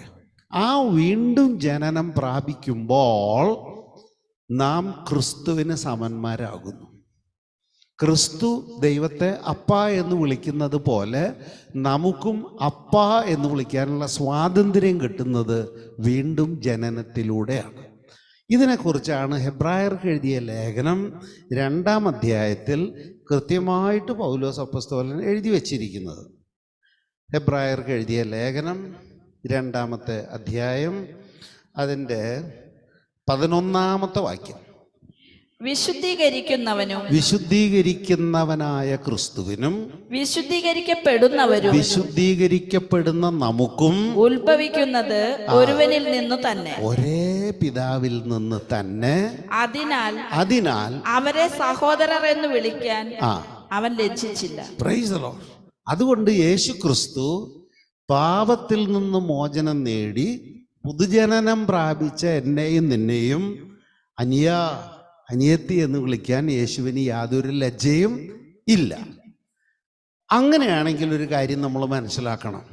ക്രിസ്തു യേശു ഈ ഭൂമിയിൽ ജീവിച്ചപ്പോൾ എന്തെങ്കിലും തെറ്റ് ചെയ്തതായിട്ട് നമ്മൾ എവിടെയെങ്കിലും വായിക്കുന്നുണ്ടോ? ഇല്ല. പിന്നെ എന്താ നമുക്ക് അങ്ങനെ ജീവിക്കാൻ പറ്റാത്ത?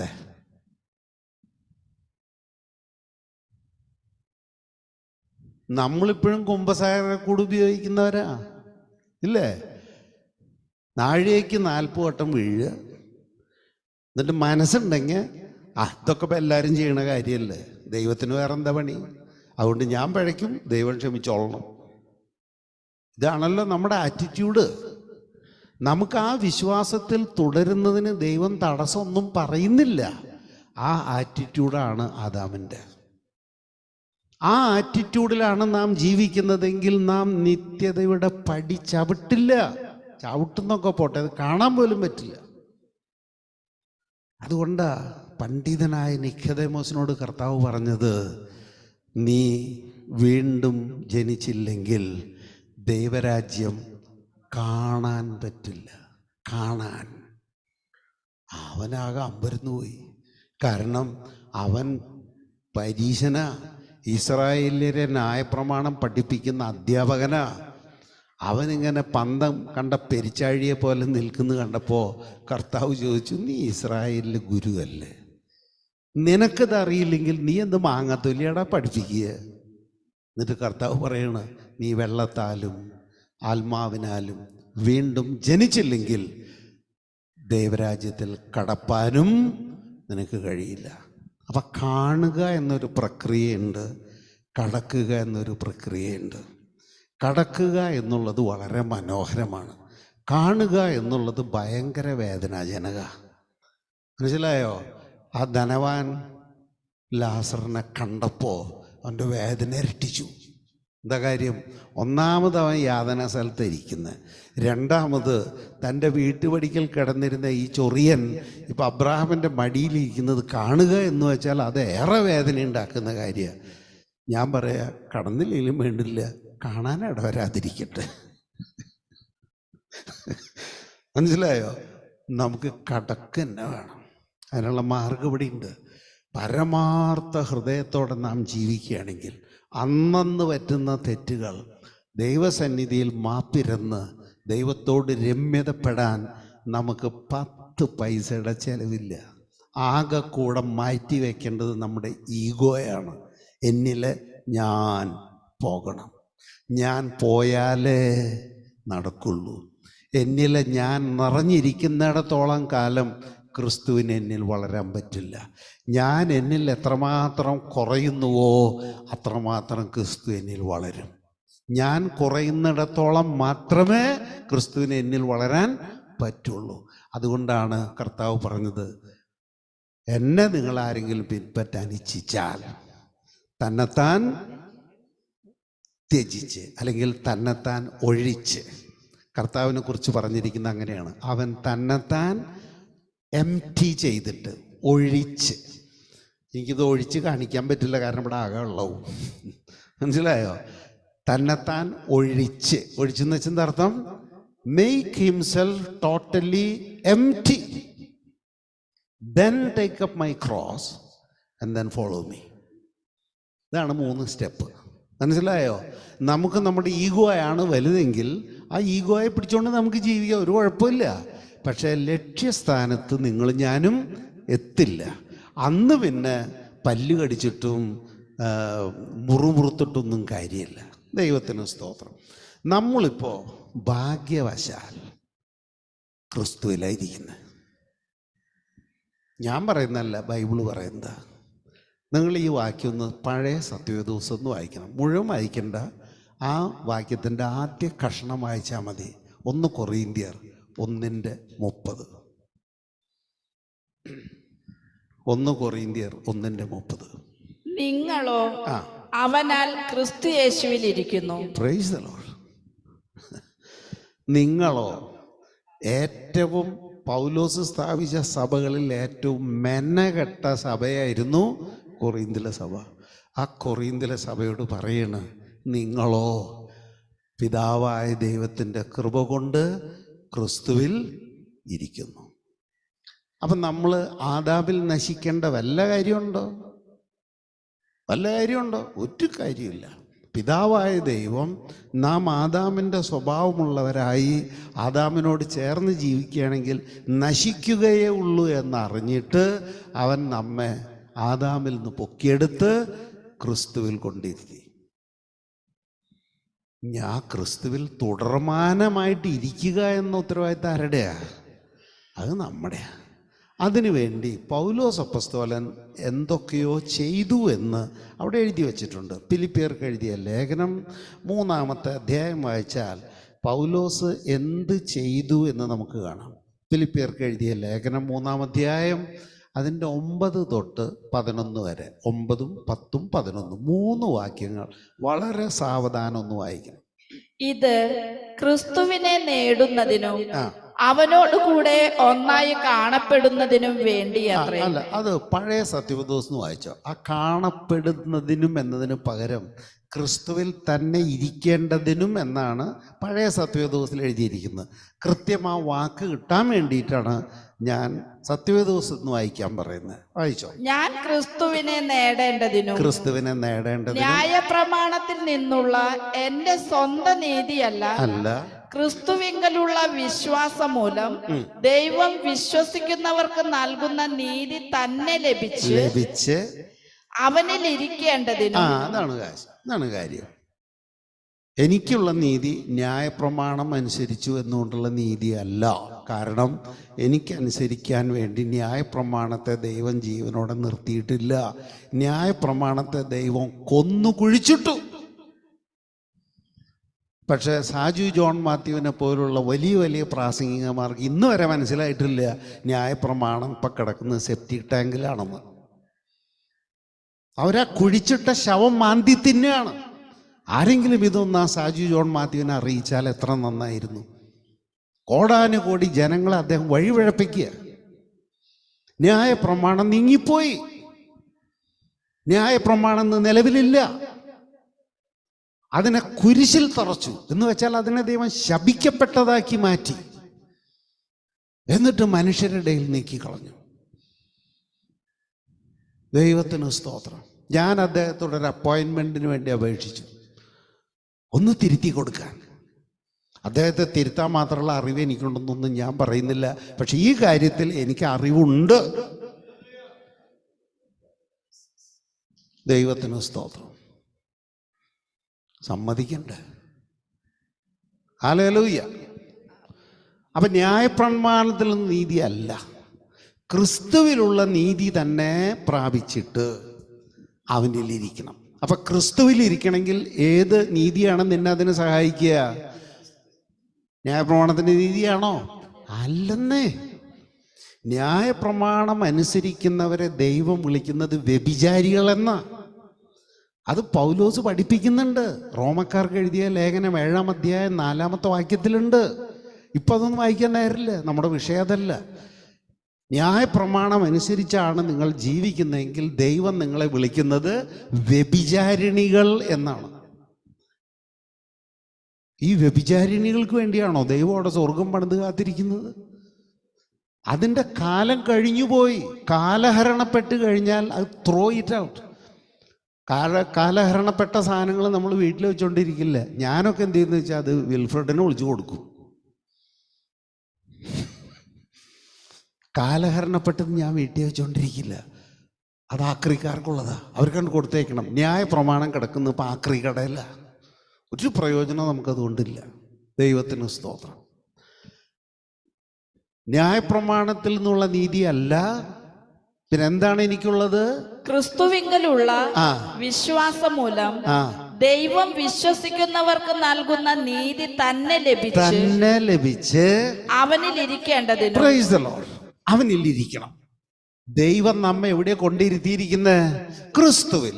അവിടെ അനുസരണയോടെ ഇരിക്കണം. കാരണം ക്രിസ്തുവിൽ ഇരിക്കുന്നവർക്ക് മാത്രമാണ് പുനരുത്ഥാനം. മനസ്സിലായോ? അത് ജീവിക്കല്ല എഴുതിയിരിക്കുന്ന സത്യവേദോസം എന്ന് വായിച്ചാൽ നമ്മളെടുത്ത കുറിവാക്യം നിങ്ങൾ 1 കൊരിന്ത്യർ 15:22 ഒന്ന് പഴയ സത്യവേദോസം എന്ന് വായിച്ച്. അപ്പം ആ ക്രിസ്തുവിൽ നമുക്ക് എന്താ കിട്ടുക എന്നവിടെ എഴുതി വെച്ചിട്ടുണ്ട്. കൃത്യം കാര്യങ്ങൾ മനസ്സിലാക്കിയപ്പോ ആദാമിൽ എല്ലാവരും മരിക്കുന്നത് പോലെ ക്രിസ്തുവിൽ എല്ലാവരും ജീവിക്കപ്പെടും. കണ്ടോ? ജീവിക്കല്ല, ജീവിക്കപ്പെടും. എന്താ അതിൻ്റെ അർത്ഥം? Somebody else is doing it for us. ജീവിക്കും എന്ന് പറഞ്ഞ് ഞാൻ ജീവിക്കുകയാണ്. ഞാൻ ജീവിക്കപ്പെടും എന്ന് വെച്ചാൽ എന്താ അതിൻ്റെ അർത്ഥം? എന്നെക്കാൾ ശക്തനായ ഒരാൾ എനിക്ക് ജീവൻ തന്ന് എന്നെ ഉയർത്തുകയാണ്. മനസ്സിലായോ? ക്രിസ്തുവിനെ മരിച്ചവരുടെ ഇടയിൽ നിന്ന് ഉയർപ്പിച്ച അതേ ദൈവത്തിൻ്റെ ശക്തി ക്രിസ്തുവിലാണ് നിങ്ങൾ ഇരിക്കുന്നതെങ്കിൽ നിങ്ങളെയും എന്നെയും ജീവിപ്പിക്കും. ജീവിക്കുകയല്ല, ജീവിപ്പിക്കുക. മനസ്സിലായോ? ഇവിടെയാണ് നമ്മൾ ഈ ദൈവകൃപയെക്കുറിച്ച് പഠിക്കേണ്ടത്. നാം എത്രയൊക്കെ നന്നായി ജീവിച്ചാലും ദൈവത്തിന് ഇഷ്ടമുള്ള ഏതെങ്കിലും ഒരു നുറുങ്ങ് കാര്യം നമുക്ക് ചെയ്യണമെങ്കിൽ കൃപ കൊണ്ട് മാത്രമേ പറ്റൂ. കൃപ കൃപ കൃപ കൃപ. ആ കൃപയിൽ ആശ്രയിച്ച് ക്രിസ്തുവിൽ തന്നെ ഇരിക്കണം. ആ ഇരിക്കാൻ വേണ്ടി പൗലോസ് എന്താ ചെയ്ത്? ഫിലിപ്പിയർ 3 അവനിൽ ഇരിക്കേണ്ടതിനും അവന്റെ മരണത്തോട് അനുരൂപപ്പെട്ടിട്ട്. അവന്റെ മരണത്തോട് അനുരൂപപ്പെടുക എന്ന് വെച്ചാൽ ക്രിസ്തു ചുമ്മാ പ്രായമായിട്ട് കട്ടുമ്മക്കിടുന്ന് ബന്ധുമിത്രാദികളുടെ ഇടയിൽ നിന്ന് ആശ്വാസവചനമൊക്കെ കേട്ട് എങ്ങനെയില്ലേ കത്തോലിക്കര് ചാവാൻ കിടക്കുന്ന നേരത്തെ ആളുകൾ വന്നിട്ട് ഈശോ മറിയൗസേപ്പേ ഈശോ മറിയൗസേപ്പേ എന്ന് പറഞ്ഞിട്ട് ചെകിട്ട് ഓർമ്മ കൊടുക്കും. അങ്ങനെ ചെവിട്ട് ഓർമ്മ കേട്ട് മരിച്ച ആളല്ല യേശു ക്രിസ്തു. മനസ്സിലായോ? അവൻ്റെ കഷ്ടപ്പാടുകളോട് നാം ഏകീഭവിക്കണം. അതവിടെ എഴുതി വെച്ചിട്ടുള്ളൂ, വായിച്ചോ. അവനെയും അവന്റെ പുനരുദ്ധാനത്തിന്റെ ശക്തിയെയും അവന്റെ കഷ്ടാനുഭവങ്ങളുടെ തുടക്കം തൊട്ട് വായിക്കേ. ഞാൻ ക്രിസ്തുവിനെ നേടേണ്ടതിനും ന്യായപ്രമാണത്തിൽ നിന്നുള്ള എന്റെ സ്വന്തം നീതിയല്ല, ക്രിസ്തുവിങ്കലുള്ള വിശ്വാസം മൂലം ദൈവം വിശ്വസിക്കുന്നവർക്ക് നൽകുന്ന നീതി തന്നെ ലഭിച്ച് അവനിൽ ഇരിക്കേണ്ടതിനും അവന്റെ മരണത്തോട് അനുരൂപപ്പെട്ടിട്ട്. അപ്പൊ ക്രിസ്തു മരണസമയത്ത് അനുഭവിച്ച ക്ലേശങ്ങളിൽ നിന്ന് ഒരു ടീസ്പൂൺ നമുക്ക് തരും. അപ്പൊ ഈ ഭൂമിയിലെ ജീവിതം സന്തോഷകരമായിരിക്കുമെന്നാണോ ബൈബിള് പഠിപ്പിക്കുന്നത്, അതോ ക്ലേശകരമായിരിക്കുമെന്നാണോ പഠിപ്പിക്കുന്നത്? ക്ലേശപൂർണം. എന്നിട്ട് ഈ ക്ലേശം വരുമ്പോൾ നിങ്ങൾ എന്തിനാ ഈ കരയണേ? എന്തിനാ നിങ്ങൾ മോങ്ങണേ? എന്തിനാ നിങ്ങൾ പിറുപിറുക്കുന്നേ? എന്തിനാ നിങ്ങൾ ആശ്വാസത്തിന് വേണ്ടി അവിടെ ഇവിടെയും കിടന്ന് നെട്ടോട്ടോടണേ? ആരാ നിങ്ങളോട് അങ്ങനെ ചെയ്യാൻ പറഞ്ഞിട്ടുള്ളത്? ഇത് അനുഭവിക്കണം. അനുഭവിച്ചിട്ട് അവനെയും അവന്റെ പുനരുദ്ധാനത്തിന്റെ ശക്തിയെയും അവന്റെ കഷ്ടാനുഭവങ്ങളുടെ കൂട്ടായ്മയെയും അനുഭവിച്ചറിയേണ്ടതിന്. കേട്ടറിയല്ല കേട്ടോ, അനുഭവിച്ചറിയ. എൻ്റെ ജീവിതത്തിൽ ഒരുപാട് തകർച്ചകൾ എനിക്ക് വന്നിട്ടുണ്ട്. കള്ള സഹോദരന്മാരിൽ നിന്നുണ്ടായിട്ടുണ്ട്, മിത്രങ്ങളിൽ നിന്നുണ്ടായിട്ടുണ്ട്, ബന്ധുമിത്രാദികളിൽ നിന്നുണ്ടായിട്ടുണ്ട്, ലോകത്തിൽ നിന്നുണ്ടായിട്ട് എന്തിനാ നീ ജീവിച്ചിരിക്കുന്നത് എന്ന നിരാശ എന്നെ പിടികൂടിയിട്ടുണ്ട്. അപ്പം ഞാൻ എന്ത് ചെയ്യുന്നറിയാമോ? പാട്ടൂസം കൊടുക്കും. എന്നിട്ട് കർത്താവിൻ്റെ ക്രൂശ് മരണത്തെ വർണ്ണിക്കുന്ന ഒരു 4 പാട്ട് ഉറക്കെ അങ്ങോട്ട് പാടും. അപ്പം എനിക്ക് മനസ്സിലാകും ഞാൻ അനുഭവിക്കുന്നതൊന്നും ഒരു കഷ്ടമേ അല്ല. കഷ്ടമേറ്റ കർത്താവിനോട് എൻ്റെ കഷ്ടം ചേർത്ത് വയ്ക്കുമ്പോൾ എൻ്റെ കഷ്ടം കഷ്ടമേ അല്ല. അങ്ങനെയാണ് ആശ്വാസം കണ്ടെത്തേണ്ടത്. അല്ലാണ്ട് കഷ്ടം വരുമ്പോൾ ഓടല്ല. കഷ്ടത്തിന്റെ കൂട്ടായ്മ അനുഭവിച്ചറിഞ്ഞിട്ട് ഇങ്ങനെ വല്ല വിധേനയും മരിച്ചവരുടെ ഇടയിൽ നിന്നുള്ള പുനരുദ്ധാനം പ്രാപിക്കണം എന്നും വെച്ച് ഞാൻ അവന്റെ നിമിത്തം എല്ലാം ഉപേക്ഷിച്ച് ചവറെന്നെണ്ണുന്നു. നമ്മൾ എന്തുട്ടാ ഉപേക്ഷിച്ചിട്ടുള്ളത്? നമ്മൾ ജീവിതത്തിൽ ഏതു സുഖമാണ് കർത്താവിന് പ്രതി വേണ്ടെന്ന് വെച്ചിട്ടുള്ളത്? ഒരു സുഖത്തിന്റെ കാര്യം പറഞ്ഞ ഇന്ന് മാർക്കറ്റിൽ ഇറങ്ങിയ ഏത് ഫാഷനബിൾ വസ്ത്രമാണ് നിങ്ങളുടെ കയ്യിലില്ലാത്തത്? പറഞ്ഞോ. ഇറങ്ങണത് മുഴുവൻ മേടിച്ചു കൂട്ടുന്നുണ്ടല്ലോ. അളമാരിയിൽ വെക്കാൻ സ്ഥലമില്ലെങ്കിൽ നമ്മൾ അളമാരീനെ പണ്ടാറടക്കം പ്രാവും, എന്നാലും വീട്ടിലിരിക്കുന്നത് ആർക്കും കൊടുക്കൂല. നമ്മൾ എവിടേക്ക് പോകാൻ വേണ്ടി ഒരുങ്ങിയവരെ, പ്രിയപ്പെട്ടവരെ, ഒന്ന് മിതത്വത്തോടെ ജീവിക്ക്. നമ്മുടെ ജീവിതത്തിൽ നാം പാലിക്കേണ്ട ഒരു മര്യാദയെക്കുറിച്ച് പൗലോസ് അപ്പോസ്തലൻ പഠിപ്പിക്കുന്നുണ്ട്. അറിയാമോ? 2 കൊറിന്ത്യർ 11-ാം അധ്യായം 3-ാമത്തെ വാക്യം. അത് POC എന്ന് വായിക്കണം, അത് സത്യദോസം എന്ന് വായിച്ചിട്ട് കാര്യമില്ല. എന്നാൽ സർപ്പം ഹവ്വായെ തന്ത്രപൂർവം ചതിച്ചതുപോലെ നിങ്ങളുടെ ചിന്തകൾ ക്രിസ്തുവിലുള്ള ലാളിത്യത്തിലും വിശുദ്ധിയിലും നിന്ന് വ്യതിചലിക്കപ്പെടുമോ എന്ന് ഞാൻ ഭയപ്പെടുന്നു. പൗലോസ് അങ്ങനെ പേടിക്കുന്ന ആളൊന്നുമല്ല. പൗലോസ് പേടിക്കുകയാണ്. ക്രിസ്തുവിനുണ്ടായിരുന്ന ലളിത ജീവിതത്തിൽ നിന്ന് നാം തെറ്റിപ്പോകുമോ എന്ന് പൗലോസ് ഭയപ്പെടുന്നു. ലളിത ജീവിതം. നമ്മളിൽ നിന്ന് എത്ര പേർ ലളിത ജീവിതം ജീവിക്കുന്നവരുണ്ട്? ഒന്ന് കയ്യ പൊക്കിയ നിങ്ങളുടെ മോന്തയൊന്ന് കാണാനാ. ലളിത ജീവിതം ജീവിക്കാൻ നമ്മൾ തയ്യാറല്ല. നമ്മൾ നമ്മുടെ ഇഷ്ടത്തിനനുസരിച്ച് ജീവിക്കാൻ നമ്മുടെ കയ്യിൽ കാശിലേക്ക് കടം മേടിച്ച് നമ്മൾ പണ്ടാരടങ്ങും. ബൈബിൾ പറയുന്ന അതല്ല. Live simple life.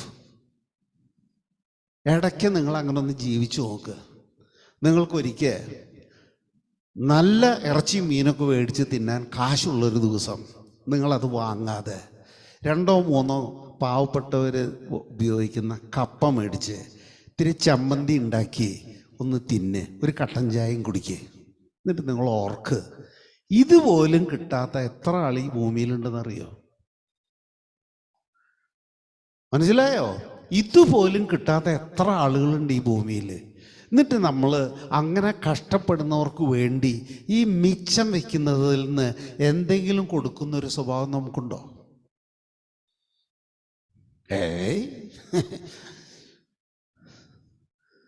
പേപ്പറുകൾ വരുമ്പോൾ അതിലുണ്ടാവും ഓരോ ഹോട്ടലുകാരുടെ ഇത്.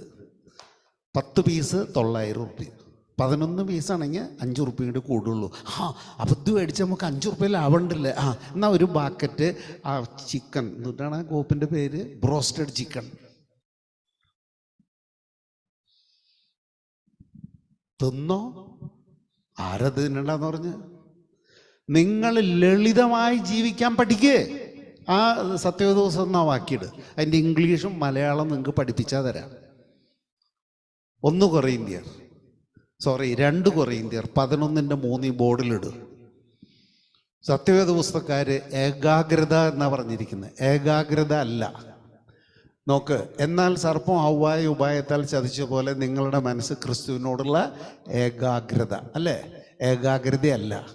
പൗലോസ് പറയുന്നത് ഇംഗ്ലീഷ് നോക്ക്. But I fear lest by any means as the serpent beguiled Eve through his subtlety, so that your mind should be corrupted from the simplicity that is in Christ. ക്രിസ്തുവിലുള്ള ലളിത ജീവിതം. ആ ലളിത ജീവിതം നയിക്കാൻ നമുക്ക് കഴിയുന്നുണ്ടോ? ഞാൻ പൊങ്ങച്ചം പറയണതല്ല. ഞാൻ ഭക്ഷണം കഴിക്കുന്ന നേരത്ത് നിങ്ങൾ എൻ്റെ കൂടെ ഒന്ന് വാ. ഒരു നേരം നിങ്ങൾ എന്നോടൊപ്പം ഒന്ന് ജീവിക്കുക. ഒരു നേരം ഞാൻ കഴിക്കുന്ന ആഹാരം എന്നോടൊന്ന് കഴിക്കുക. അപ്പം നിങ്ങൾക്ക് മനസ്സിലാവും ഞാൻ എന്താ ഉദ്ദേശിച്ചിട്ടുള്ളതെന്ന്. Live simple, dress simple. മനസ്സിലായോ? എൻ്റെ കാലും ഒരു ചെരുപ്പുണ്ട്, അത് ഞാൻ എവിടെ കൊണ്ടുവച്ചാലും ഒരു കുഞ്ഞെടുക്കില്ല. അത് ഒരു കുഞ്ഞെടുക്കില്ല. എന്താ കാരണം? 200-250 റുപ്യ കൂടുതലുള്ള ചെരുപ്പ് ഞാൻ ഇടില്ല. ഒരിക്കൽ വലിയ വിലയുള്ള ഒരു ചെരുപ്പ് നമ്മുടെ പിങ്കുവിൻ്റെ കല്യാണത്തിന് ജോഷി എനിക്ക് സമ്മാനം തന്നു. Hush puppy. ആ സാധനം മേടിച്ച് ഉപയോഗിക്കാണ്ട് വെച്ചിരുന്നു. പിന്നെ ഒരു ദിവസം ജിംസം പറമ്പിൽ പോകുമ്പോൾ അവന് ചെരുപ്പില്ലാത്തതുകൊണ്ട് അവൻ ആ ചെരുപ്പിട്ടു. അവിടുന്ന് പോരുമ്പോൾ ആ സാധനം ഉപേക്ഷിക്കേണ്ടി വന്നു. ജിംസിനെ തുറക്കണ്ട എന്ന് വെച്ചാൽ അത്രയും വലിയ ചെരുപ്പ് ഞാൻ ഇടണ്ടെന്ന് എന്നോട് കർത്താവ് പറഞ്ഞത്. ഹഷ് പപ്പി ബാട്ടയുടെ ചെരുപ്പായിരുന്നു. അത് വെറുതെ കിട്ടിയിട്ട് എന്നെ കൊണ്ട് ഇത് ഇടാൻ കർത്താവ് അനുവദിച്ചില്ല. വെറുതെ കിട്ടിയതല്ലേ, ഞാൻ ഉപയോഗിച്ചിട്ട് എന്താ കുഴപ്പം? പക്ഷെ കർത്താവ് പറഞ്ഞു നീ അത് ഇടണ്ട, നിനക്കിവിടെ 250 റുപ്യ ചെരുപ്പ് ഇഷ്ടം പോലെ കിട്ടും.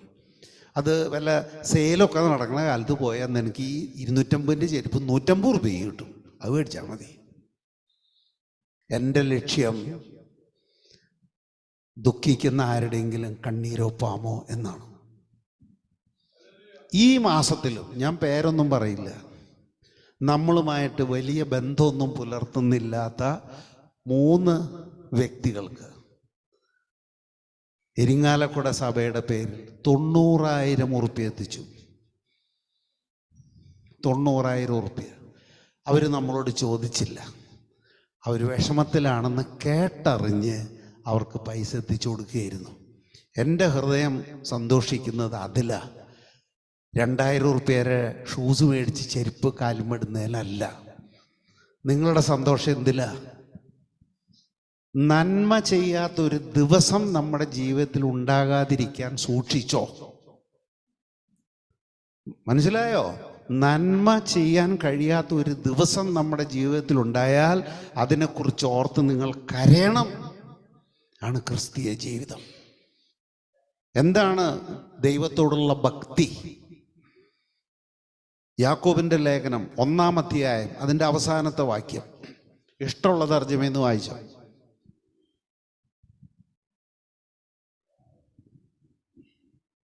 പിതാവായ ദൈവത്തിന്റെ മുമ്പിൽ പരിശുദ്ധവും നിഷ്കളങ്കവുമായ ഭക്തി ഇതാണ് അനാഥരുടെയും വിധവകളുടെയും ഞെരുക്കത്തിൽ അവരുടെ സഹായത്തിനെത്തുക. മതി, ഇത്രയുണ്ട്. നമ്മുടെ ചുറ്റുപാടും നമ്മളൊന്ന് കണ്ണ് തുറന്നു നോക്കിയാൽ ബുദ്ധിമുട്ടുന്നവരെ കണ്ടെത്താൻ വല്ല പ്രയാസമുണ്ടോ? ഉണ്ടോ? നിങ്ങൾ ഏത് നാട്ടുകാരനായിക്കോട്ടെ, നിങ്ങളുടെ വീടിൻ്റെ അവിടുന്ന് ഒരു 250 മീറ്ററിൻ്റെ 1/4 കിലോമീറ്ററിൻ്റെ ഒരു വട്ടം വരയ്ക്ക്. ആ പ്രദേശത്ത് നിന്നെ ദൈവം നിർത്തിയിരിക്കുന്നത് ഒരു വിളക്കാകാനാ. നീ ആ വെറും 1/4 കിലോമീറ്റർ ദൂരത്തിൻ്റെ ഉള്ളിലൊന്ന് നോക്ക്, എത്ര പേര് കരയുന്നവരായിട്ടുണ്ടെന്ന്. അവരുടെ കണ്ണീരൊപ്പാൻ നിനക്ക് കഴിയുന്നില്ലെങ്കിൽ നീ എന്ത് മറ്റോടത്തെ ക്രിസ്ത്യാനിയാ? പറ. എന്തിനാ ദൈവം നിന്നെ നിർത്തിയിരിക്കുന്നത്? ഭൂമിയുടെ ഉപ്പാകാൻ, ലോകത്തിന് വെളിച്ചമാകാൻ. അതിനൊന്നും നമുക്ക് നേരമില്ല. നമുക്ക് നേരമുള്ള എന്തിനാണെന്ന് ഞാൻ പറഞ്ഞുതരാം. ഇപ്പൊ ക്രിസ്തുവിൽ നമ്മെ ദൈവം ഇരുത്തിയിട്ടുണ്ട്. പക്ഷെ നമ്മളെവിടെയാണെന്നുള്ളതിൻ്റെ ഒരു സാമ്പിൾ പറയാം. എൻ്റെ ഒരു മോൻ്റെ കല്യാണം, ഏത് മോൻ്റെ കല്യാണമാണെന്ന് നീ ഓർക്കണില്ല. അപ്പം അതിന് സഭയിലുള്ളവരൊക്കെ നമ്മൾ ക്ഷണിക്കുക. ഇവിടെ വന്നിട്ട് ഒരു ക്ഷണം ക്ഷണിക്കും, ഒരു കാർഡ് ഇവിടെ വയ്ക്കും, എല്ലാവരും വരണമെന്ന് പറയും. ക്ഷണം കഴിഞ്ഞു ഓരോരുത്തരും വീട്ടിൽ ചെന്ന് ക്ഷണിക്കണ പതിവ് നമുക്ക് അന്നുമില്ല ഇന്നുമില്ല. എൻ്റെ കാലം വരെ അങ്ങനെ ഒരു ക്ഷണം ഉണ്ടാവില്ല, തന്നെ ഉണ്ടാവുള്ളൂ. പക്ഷെ എൻ്റെ പെങ്ങൾ സീന അന്ന് ജീവിക്കുന്നത് കണ്ട സങ്കടമില്ല. അതുകൊണ്ട് അവൾ ഈ സഭയുടെ അംഗമാണെന്ന് വെച്ചിട്ടേക്ക് അവളെ അങ്ങനെ ക്ഷണിച്ചാൽ പറ്റില്ല. കാരണം അവളെൻ്റെ പെങ്ങളും കൂടിയാണല്ലോ. അതുകൊണ്ട് ഞാൻ അവളെ വീട്ടിൽ പോയി തന്നെ ക്ഷണിച്ചു. തന്നെയല്ല, അവളുടെ സഹോദരന്മാരെയും ക്ഷണിക്കണമല്ലോ. അതുകൊണ്ട് അവിടെ പോയി ക്ഷണിച്ചു. അപ്പം ഞാൻ ഓർത്തു, ജോർജേട്ടൻ്റെ വീട് ഇവിടെ തൊട്ടാണല്ലോ. നമുക്കറിയാലോ ജോർജേട്ടൻ കണ്ടശങ്ങളിൽ നിന്ന് വന്നിരുന്ന ജോർജേട്ടൻ വീട് തൊട്ടല്ലേ. അപ്പം ഞാൻ സീനരെ വീട്ടിൽ വന്ന് ജോർജേട്ടൻ അറിയും. അപ്പം എന്നോട് ചോദിക്കുക, ജോസേട്ടൻ ഇവിടം വരെ വന്നിട്ട് ഞങ്ങളൊന്ന് സന്ദർശിക്കാണ്ട് പോയത് എന്തേന്ന് ചോദിക്കുമല്ലോ. അതുകൊണ്ട് ഞാൻ ജോർജേട്ടൻ്റെ വീട്ടിലേക്ക് കയറിച്ചു. ഞാൻ അവിടെ കയറി ചെന്നപ്പോൾ അവിടെ വലിയൊരു വിരുന്ന് നടക്കുക. രഘുവിൻ്റെ വീട്ടിലുള്ള എല്ലാവരും അവിടെയുണ്ട്, ലൂയിസേട്ടൻ്റെ വീട്ടിലുള്ള എല്ലാവരും അവിടെയുണ്ട്, ജോർജേട്ടൻ്റെ വീട്ടിലുള്ള എല്ലാവരും അവിടെയുണ്ട്. അപ്പം ഞാൻ ചോദിച്ചത് എന്താ വിശേഷം? അപ്പോൾ വാസ്തവത്തിൽ ഈ ദൈവമക്കളിങ്ങനെ കൂടി ആഘോഷിക്കുന്നതിൽ വല്ല തെറ്റുണ്ടോ? തെറ്റില്ല, വളരെ നല്ലതാ. കാരണം നമുക്ക് നമ്മുടെ ബന്ധുമിത്രാദികളായിട്ട് പോയി വലിയ കൂട്ടായ്മയൊന്നുമില്ല.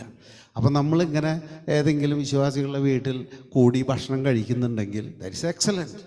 ഞാൻ പറഞ്ഞ നല്ല കാര്യം. അപ്പം എന്നോട് ബേബി ചേച്ചി പറഞ്ഞു, ഞങ്ങളങ്ങനെ ഒരുങ്ങി വന്നോന്നല്ല ജോസേട്ടാ, ഇവർ യാദൃച്ഛികമായിട്ടൂടെ എത്തിപ്പെട്ടു. ഇപ്പം ഞാൻ മേശപ്പുറത്ത് നോക്കിയപ്പോൾ യാദൃച്ഛികമായി ഉണ്ടാക്കിയ സാധനമൊന്നല്ല അവിടെ ഇരിക്കണത്. അവിടെ നല്ല നല്ല എന്താ പറയുക, മുന്നൊരുക്കത്തോടു കൂടി പണിത പണികളാണ് അവിടെ ഇരിക്കുന്നത്. എൻ്റെ മനസ്സിലൊരു കൊളുത്ത് വീണു. അവരെന്നെയും ക്ഷണിച്ചു. ഞാൻ പറഞ്ഞു ഞാൻ ഭക്ഷണം കഴിച്ചതാന്ന് പറഞ്ഞു. ഞാൻ ഇറങ്ങിപ്പോന്നു. പക്ഷെ എൻ്റെ അസ്വസ്ഥതയായിട്ട് ഞാൻ ഇട്ടു. ഒരുപക്ഷെ എന്നെ ക്ഷണിക്കാത്തതുകൊണ്ട് എനിക്ക് തോന്നിയ നീരസാണോ അസൂയയാണോ ഇല്ലേ? ഒരാഴ്ച കഴിഞ്ഞപ്പോൾ ബാംഗ്ലൂരുള്ള ജൂബിൻ്റെ വീട്ടിൽ വന്നു. ഞങ്ങൾ വർത്തമാനം പറഞ്ഞുകൊണ്ടിരിക്കുമ്പോൾ ജൂബി പറഞ്ഞു, എൻ്റെ മനസ്സ് അസ്വസ്ഥമാകുന്നു ജോസേട്ട, നമുക്ക് ഒന്നിരുന്ന് പ്രാർത്ഥിക്കുക. ഞാൻ പറഞ്ഞു, അതിനെന്താ വിരോധം? അപ്പം ഞങ്ങൾ സോഫയിൽ വന്ന് ഇറങ്ങി നിലത്ത് ഒരു കാർപ്പറ്റ് ഉണ്ട്, ആ കാർപ്പറ്റിലിരുന്നു. രണ്ടുപേരും പ്രാർത്ഥിച്ചു. എന്നിട്ട് പുള്ളിനോട് ചോദിച്ചു, നാളെ വ്യാഴാഴ്ചയല്ലേ, വ്യാഴാഴ്ച കാലത്ത് ഇവിടെ ഒരു 5:30 മണി നേരത്തെ ഒരു പ്രാർത്ഥനയുണ്ടല്ലോ, അതിപ്പോഴും ഉണ്ടോ? ഞാൻ പറഞ്ഞു, ഉണ്ട്. എന്നാൽ നാളെ ഞാനും വരാട്ടോ എന്ന് പറഞ്ഞു. അപ്പോൾ ഡെന്നീസിൻ്റെ മോട്ടോർ സൈക്കിളിൽ ഇവർ രണ്ടാളും കൂടെ വന്നു. ആ പ്രാർത്ഥനയിൽ ഒരുപാട് പേരൊന്നും പങ്കെടുത്തിരുന്നില്ല, കാരണം അത് കാലത്ത് 5:30 മണിക്കാണ്. അപ്പോൾ അതുകൊണ്ട് അധികം ആൾക്ക് പങ്കെടുക്കാൻ പറ്റില്ല. ആ മീറ്റിങ്ങിൽ വന്നപ്പോൾ ഞാൻ ജൂബിയോട് പറഞ്ഞു, പ്രാർത്ഥനയും ആരാധനയും കഴിഞ്ഞപ്പോൾ ഞാൻ പറഞ്ഞു, നീ തന്നെ ബൈബിൾ തുറന്ന് ഒരു ഭാഗം എടുക്കാൻ പറഞ്ഞു. പുള്ളി യിരെമ്യാ പ്രവചനത്തിന് ഒരു ഭാഗം എടുത്തു. ഞാൻ പറഞ്ഞു, നീ തന്നെ അതിനെക്കുറിച്ച് 5 മിനിറ്റ് 10 മിനിറ്റ് പറയാൻ പറഞ്ഞു. 5-10 മിനിറ്റ് പറഞ്ഞിട്ട് പറഞ്ഞു, ജോസേട്ടനെ ഈ സഭയിൽ നിന്ന് പുറത്താക്കാൻ വേണ്ടി വലിയൊരു ഗൂഢാലോചന നടക്കുന്നുണ്ട്. ഞാൻ പറഞ്ഞു, നിനക്ക് ഭ്രാന്ത, എന്നെ ഈ സഭയിൽ നിന്ന് പുറത്താക്ക്, നിനക്കെന്താ വട്ടാണ്? അതൊന്നും എനിക്കറിയില്ല, ഒരു സ്ത്രീയാണ് അതിൻ്റെ പിന്നിൽ. എന്നിട്ട് അവന വാചകം അവസാനിപ്പിച്ചു. നമ്മൾ പ്രാർത്ഥിച്ചു പിരിഞ്ഞു. അന്ന് സൂര്യൻ ഉദിച്ചത് അസ്തമിക്കുന്നതിന് മുമ്പ് ലൂയിസേട്ടൻ വന്നു. ജോഷിയുടെ കടയിലേക്കാണ് വന്നത്. ജോഷി എന്നെ കടയിലേക്ക് വിളിച്ചു വരുത്തി. എന്നിട്ട് പറഞ്ഞു, ജോസേട്ടനെ സഭയിൽ നിന്ന് പുറത്താക്കാൻ വേണ്ടി ജോർജേട്ടനും രഘുവും കൂടെ ഒരു പദ്ധതി തയ്യാറാക്കിയിട്ടുണ്ടെന്ന് പറഞ്ഞു. എങ്ങനെയാണ് അത് തയ്യാറാക്കിയെന്നുള്ള വിശദമൊക്കെ പറഞ്ഞു തരും. അപ്പം ഞാൻ ജോർജേട്ടനെ ഫോൺ ചെയ്തു. ഞങ്ങൾ തമ്മിൽ ഒരുപാട് കാലത്തെ സൗഹൃദമുണ്ട്. അത് ഈ വിശ്വാസത്തിൽ വന്ന കാലത്തല്ല, അതിന് മുമ്പും സുഹൃത്തുക്കളാണ്. ഞാൻ ജോർജേട്ടനോട് ചോദിച്ചു, എന്തിനാ ജോർജേട്ടൻ ഈ പണിക്ക് പോയേ? അപ്പോൾ എങ്ങനെയാണ് ജോസേട്ടൻ അറിഞ്ഞ്? ലൂയിസേട്ടൻ പറഞ്ഞതാ, ആ ദുഷ്ടനാണ് ഇതിൻ്റെ പിന്നിൽ. എന്നിട്ട് എൻ്റെ പേര് പറയാ. ജോസേട്ടന് തോന്നുന്നുണ്ടോ ഞാൻ ജോസേട്ടനെതിരെ അങ്ങനെ ചെയ്യുമെന്ന്? അപ്പം എൻ്റെ മനസ്സിലേക്ക് ആ വിരുന്നോർമ്മ വന്നു. ഏത് വിരുന്ന്? അതിൻ്റെ ഒരാഴ്ച മുമ്പ് ഒരു വിരുന്ന് കണ്ടുല്ലോ, പോർക്ക് വിന്താലും മട്ടൻ പൊരിച്ചതും ചിക്കൻ വറുത്തൊക്കെ ആയിട്ടുള്ളത്. ആ വിരുന്നിലായിരുന്നു അതിൻ്റെ ബീജാവാപം. കാലങ്ങൾ വളരെ കഴിഞ്ഞു. മാനസാന്തരപ്പെടാൻ എല്ലാവർക്കും ദൈവാവസരം കൊടുത്തു. അവരാരും മാനസാന്തരപ്പെട്ടില്ല. പിന്നെ നിങ്ങൾ കണ്ടത് ലൂയിസേട്ടൻ്റെ അന്ത്യമാണ്. അതെങ്ങനെയുള്ളതായിരുന്നു? എങ്ങനെയുള്ള അന്ത്യമായിരുന്നു? ശുദ്ധ മലയാളത്തിൽ പറഞ്ഞ പുഴുത്ത് ചത്തു. സ്വന്തം ഭാര്യ പോലും കൂടെ നിൽക്കാൻ അറച്ചിട്ട് അദ്ദേഹം ചത്തു. അദ്ദേഹം മാനസാന്തരപ്പെട്ടില്ല. ഇനി നിങ്ങൾ രഘുവിനെ ഒന്ന് എടുക്കുക. രഘുവിൻ്റെ ജീവിതത്തെക്കുറിച്ച് അറിയണമെങ്കിൽ നിങ്ങളൊന്ന് പോയി നോക്ക്. അപ്പം അദ്ദേഹത്തിൻ്റെ കുടുംബം ഇന്ന് വറുത്ത പപ്പടത്തുമ്പോൾ ചവിട്ടിമാരിയാക്കി ദൈവം. ഇനി ജോർജേട്ടനെ എടുക്കുക. ഇവരൊക്കെ സുഹൃത്തുക്കളായിരുന്നു. ഇപ്പം ഇവർ തമ്മിൽ ബദ്ധശത്രുക്കളായി. കാരണം ദൈവം അവരെയൊക്കെ തമ്മിൽ കാണാൻ കഴിയാത്ത വിധം ശത്രുക്കളാക്കി മാറ്റി.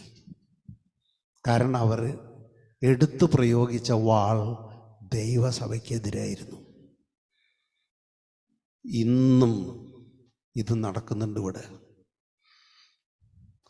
നിങ്ങൾ കണ്ടു, കുറച്ചു മുമ്പ് ഇവിടെ കുറേ പേര് ഷീബയുടെ രക്തത്തിന് വേണ്ടി കൊല വിളിക്കുന്നത്. അത് ഷീബയ്ക്ക് കിട്ടണം. കാരണം ഷീബ ഇതുപോലെ കൊറോണത്തിനെ ഊട്ടിയതാ. നീ വിതച്ചത് നീ കൊയ്തതാ. മനസ്സിലായോ? ഇപ്പോഴും നടക്കുന്നുണ്ട് വിരുന്നുകൾ. നിങ്ങൾ നടത്തിക്കോ, നല്ലതാ. ഇവിടെ തൊട്ടടുത്ത് ജോയ്സ് ഹോട്ടൽ എന്ന് പറയുന്നൊരു ഹോട്ടലുണ്ട്. അവിടെ വെച്ചിട്ടും മാസങ്ങൾക്ക് മുമ്പ് ഒരു വിരുന്ന് കടന്നു. ഇപ്പം ആ വിരുന്ന് നടത്തിയവരെയൊക്കെ ദൈവം അടിക്കാൻ തുടങ്ങി. ഇപ്പം അവർ തമ്മിലും ശത്രുതയിലായി. അതുകൊണ്ടാണ് ആ വിരുന്ന് നടന്ന വിവരം ഞാൻ അറിഞ്ഞത്, അല്ലെങ്കിൽ ഞാൻ അറിയോ? പ്രിയപ്പെട്ടവരെ, നിങ്ങൾ ആർക്കെതിരെ വേണമെങ്കിലും വായെടുത്ത് സംസാരിച്ചോ. ദൈവസഭയ്ക്കെതിരെ ഒരു വാക്ക് നിങ്ങൾ പറഞ്ഞാൽ അത് പരിശുദ്ധാത്മാവിനെതിരായ പാപമാണ്. അതുകൊണ്ട് നിങ്ങൾക്ക് ഈ ലോകത്തിലോ വരാനിരിക്കുന്ന ലോകത്തിലോ മാപ്പില്ല. അപ്പോസ്തല പ്രവൃത്തിയുടെ പുസ്തകം 5-ാം അധ്യായം എടുത്തിട്ട് വീട്ടിൽ ചെന്നിട്ട് വായിച്ചാൽ ഇവിടെ നേരില്ല. അതിൽ അനനിയാസും സഫീറയും തങ്ങളുടെ വസ്തുവകൾ വിറ്റു. എന്നിട്ട് അതിലൊരു ഭാഗം മാറ്റി വെച്ചിട്ട് പത്രോസിൻ്റെ അടുക്ക ചെന്നിട്ട് കള്ളത്തരം പറഞ്ഞു. ഇവർ കാണിച്ച കള്ളത്തരം പത്രോസിന് ദൈവം വെളിപ്പെടുത്തി കൊടുത്തു. പത്രോസ് അനനിയാസിനോട് ചോദിച്ചു, നിങ്ങൾ ഈ വിലയ്ക്ക് തന്നെയാണോ വിറ്റത്? അതെ. പത്രോസ് പറഞ്ഞു, ആ സ്ഥലം നിന്റെ ആയിരുന്നില്ലേ അനനിയാസ്? വിറ്റ് കിട്ടിയ കാശ് നിന്റെ ആയിരുന്നില്ലേ അനനിയാസ്? ഇതിവിടെ കൊണ്ടുതരാൻ നിനക്ക് വല്ല ചുമതല ഉണ്ടായിരുന്നു അനനിയാസ്? നീ കള്ളം പറഞ്ഞത് പരിശുദ്ധാത്മാവിനോട്. അവനവിടെ വീണ് മരിച്ചു. അവനെ കൊണ്ടുപോയി കുഴിച്ചിടാൻ പോയ തക്കത്തിന് അവൻ്റെ ഭാര്യ വന്നു. അവൾ ചോദിച്ചു, എൻ്റെ കെട്ടിയോ ഇങ്ങട്ടാന്ന് പറഞ്ഞിട്ട് വന്നിരുന്നു, പിന്നെ വന്നില്ല, അതുകൊണ്ട് ഞാൻ അന്വേഷിച്ച് വന്നതാ. അപ്പോൾ പത്രോസ് അവളോട് ചോദിച്ചു, നിൻ്റെ ഭർത്താവ് കൂടെ കുറച്ച് കാശ് കൊള്ള തന്നിരുന്നു, അത് ആ വിലയ്ക്ക് തന്നെയാണോ വിറ്റത്? അവൾ പറഞ്ഞു, അതെല്ലോ. അവളും അവിടെ വീണു. അപ്പം നിങ്ങൾ ചോദിക്കും, അങ്ങനെയാണെങ്കിൽ ഇന്ന് എന്തുകൊണ്ട് അങ്ങനെ ആരും വീണ് മരിക്കുന്നില്ല? അതിനൊരു കാരണമുണ്ട്. കർത്താവ് എന്നോട് കരുണ കാണിക്കുന്നതാ. എനിക്ക് എല്ലാ ദിവസവും ചവിടുപ്പ് നടത്തേണ്ടി വരും. അത് നിങ്ങളോട് കർത്താവ് കരുണ കാണിക്കുന്നതല്ല, എന്നോട് കരുണ കാണിക്കുന്നതാ. അതുകൊണ്ട് വേണമെങ്കിൽ മാനസാന്തരപ്പെട്ടോ. എനിക്കെതിരെ നിന്ന ഒരു കുഞ്ഞിനോടും എനിക്ക് ഹൃദയത്തിൽ വിരോധമില്ല. കാരണം എനിക്കറിയാം ഇത് പിശാച് എനിക്ക് വയ്ക്കുന്ന പണിയാണ്. അതുകൊണ്ട് ആ പണിയിൽ വീഴാൻ ഞാൻ തയ്യാറല്ല. അതുകൊണ്ട് ഇങ്ങനെ എനിക്കെതിരെ വാലുയർത്തുന്നവർക്ക് വേണ്ടി ഞാൻ ദൈവസന്നിധിയിൽ നിന്ന് പ്രാർത്ഥിക്കും. മോശ ചെയ്തതുപോലെ കമിഴ്ന്ന് കിടന്ന് കരയും. അതേ ഞാൻ ചെയ്യുള്ളൂ. പക്ഷേ ഞാൻ ജോർജേട്ടനോടും ഞാൻ രഘുവിനോടും ഞാൻ ലൂയിസേട്ടനോടും ഹൃദയത്തിൽ ഒരു വെറുപ്പും വെച്ച് പുലർത്തിയിട്ടില്ല എന്നതിന് എൻ്റെ സാക്ഷി കർത്താവാ. പക്ഷെ കർത്താവ് അവർ വെറുതെ വിട്ടില്ല. കാരണം എഴുതപ്പെട്ടു കഴിഞ്ഞു, ആദാമിൽ എല്ലാവരും മരിക്കും. ആദാമിൽ എല്ലാവരും മരിക്കും. ക്രിസ്തുവിൽ എല്ലാവരും ജീവിപ്പിക്കപ്പെടും. കുറവുകളുണ്ടെങ്കിൽ പോലും നമ്മെ ദൈവം ജീവിപ്പിക്കും. കാരണം നമുക്ക് മാനസാന്തരം വന്നിട്ടുണ്ടെങ്കിൽ നമുക്ക് ചില വിട്ടുവീഴ്ചകളൊക്കെ ദൈവം തരും. മനസ്സിലായോ? അതുകൊണ്ടാണ് പൗലോസ് എഴുതി വെച്ചത്, അവൻ സകലത്തെയും തനിക്ക് കീഴ്പ്പെടുത്താൻ കഴിയുന്ന തൻ്റെ വ്യാപാര ശക്തി കൊണ്ട് നമ്മുടെ താഴ്മയുള്ള ശരീരത്തെ അവൻ്റെ തേജസ്സേറിയ ശരീരത്തോട് അനുരൂപമായി രൂപാന്തരപ്പെടുത്തും. രൂപാന്തരപ്പെടുമെന്നല്ല, രൂപാന്തരപ്പെടുത്തും. പക്ഷേ തെറ്റ് സമ്മതിച്ചേ പറ്റൂ. നിങ്ങൾ സഭയ്ക്കെതിരായി, സഭയ്ക്ക് കോട്ടം വരുത്തുന്ന വിധത്തിൽ സ്നേഹത്തിനെതിരായി എന്തെങ്കിലും ചെയ്തിട്ടുണ്ടെങ്കിൽ ഇന്ന് മാനസാന്തരപ്പെട്ടോ, ഇവിടെ വെച്ച് മാനസാന്തരപ്പെട്ടോ. കാരണം നാളെ എന്ന് പറയുന്ന ദിവസം ഉണ്ടാകില്ല. ഇന്നലെ മോറക്കാലയിൽ വെച്ച് സഭാ മൂപ്പന്മാരുടെ ഒരു മീറ്റിംഗ് ഉണ്ടായിരുന്നു. ആ മീറ്റിങ്ങിൽ വളരെ ഇമ്പോർട്ടൻ്റായിട്ട് സംബന്ധിക്കേണ്ടിയിരുന്ന ഒരു വ്യക്തി സംബന്ധിച്ചില്ല. അദ്ദേഹം വിളിച്ചു പറഞ്ഞു, എൻ്റെ പെങ്ങളുടെ മകൻ ഇന്നലെ മരിച്ചു, പോസ്റ്റ്മോർട്ടം ചെയ്ത് ശവം കിട്ടിയാൽ മറവ് ചെയ്യണം, കൊണ്ട് ഞാനിന്ന് വരുന്നില്ല. 20 വയസ്സ്, വാഹന ആക്സിഡൻ്റായിട്ട് റോട്ടിൽ കിടന്ന് മരിച്ചതാണ്. 26 വയസ്സുള്ള ഒരു ചെറുപ്പക്കാരൻ അനാഥാലയത്തിൽ വളർന്നത്. ജോയ് പാസ്റ്ററുടെ വേങ്ങൂര് സഭയിലെ അഗതി മന്ദിരത്തിൽ വളർന്നവനാണ്. അതിനുശേഷം പുറത്തുപോയി അവൻ കുറച്ചും കൂടെ പഠിച്ചു, അവന് ജോലി കിട്ടി. 26 വയസ്സുള്ള അവൻ അവിവാഹിതനായിരിക്കെ 4 ദിവസം മുമ്പ് ഹാർട്ട് അറ്റാക്ക് വന്ന് മരിച്ചു. ആരെയാണ് മരണം എപ്പോഴാണ് ഈ പിടികൂടുക എന്ന് നമുക്ക് പറയാൻ പറ്റുമോ? അതുകൊണ്ട് ഡു ഇറ്റ് നൗ. ഞാൻ ഇനി നിങ്ങളെ ശാസിക്കാൻ പോണില്ല. നിങ്ങൾക്ക് ഇഷ്ടമുള്ളവണ്ണം ജീവിക്കാം. കാരണം എല്ലാറ്റിനും ഒരു അവധിയുണ്ട്. എല്ലാ ദിവസവും ഈ ശാസനായി കഴിഞ്ഞാൽ ആളുകൾ വെറുക്കാൻ തുടങ്ങും.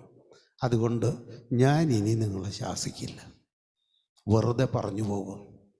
മനസ്സിലായോ? മാനസാന്തരം ആവശ്യമുള്ള പലരും എൻ്റെ മുമ്പാകെ ഇരിക്കുന്നുണ്ട് എന്നെനിക്ക് വ്യക്തമായിട്ടറിയാം. ആരുടെയും പേര് ഞാൻ പറയുന്നില്ല. പക്ഷെ ഞാൻ പറയുന്നില്ല എന്ന് വെച്ച് എനിക്ക് അറിയില്ല എന്ന് നിങ്ങൾ കരുതണ്ട. I know everything. കാരണം നിങ്ങൾ കൂട്ടുകൂടുമ്പോൾ ഞാൻ അറിഞ്ഞില്ലെന്ന് വരും. പക്ഷേ ഞാനൊരു സഭയുടെ മൂപ്പനായതുകൊണ്ട് sooner or later it will come to my knowledge. മനസ്സിലായോ? കണ്ടശങ്കടോ ജോർജേട്ടൻ്റെ വീട്ടിൽ ആ വിരുന്ന് നടക്കുമ്പോൾ ഞാനവിടെ എത്താൻ ക്ഷണിക്കപ്പെട്ടിരുന്നില്ല. പക്ഷെ എനിക്ക് ദൈവം ഒരു കാരണം ഉണ്ടാക്കി ആ വിരുന്ന് കാണിച്ചു തന്നു. മനസ്സിലായോ? ആ വിരുന്ന് ഉണ്ടവരൊക്കെ ഇന്ന് ഏത് അവസ്ഥയിലാണ് ഇരിക്കുന്നത് നിങ്ങളൊന്ന് പോയി നോക്കിക്കോളാം. അതുപോലെ കൂട്ടം കൂടിയ ഒരു കൂട്ടമായിരുന്നു നമ്മുടെ രാമചന്ദ്രനും ജോബ് മാഷും സാംസണും ഒക്കെ. ഇവരുടെ അന്ത്യം എങ്ങനെയായിരുന്നു എന്നൊന്ന് അന്വേഷിച്ചറിയേ. സാംസൺ പോയല്ലോ, എങ്ങനെയുണ്ടായിരുന്ന അന്ത്യം എന്നൊന്ന് അന്വേഷിച്ച് നോക്ക്. എങ്ങനെയുണ്ട് രാമചന്ദ്രൻ്റെ കുടുംബത്തിൻ്റെ സ്ഥിതിയൊന്ന് അന്വേഷിച്ച് നോക്ക്. എങ്ങനെയായിരുന്നു ജോബ് മാഷിൻ്റെയും ഭാര്യയുടെയും ജീവിത അന്ത്യം എന്നൊന്ന് അന്വേഷിച്ച് നോക്ക്.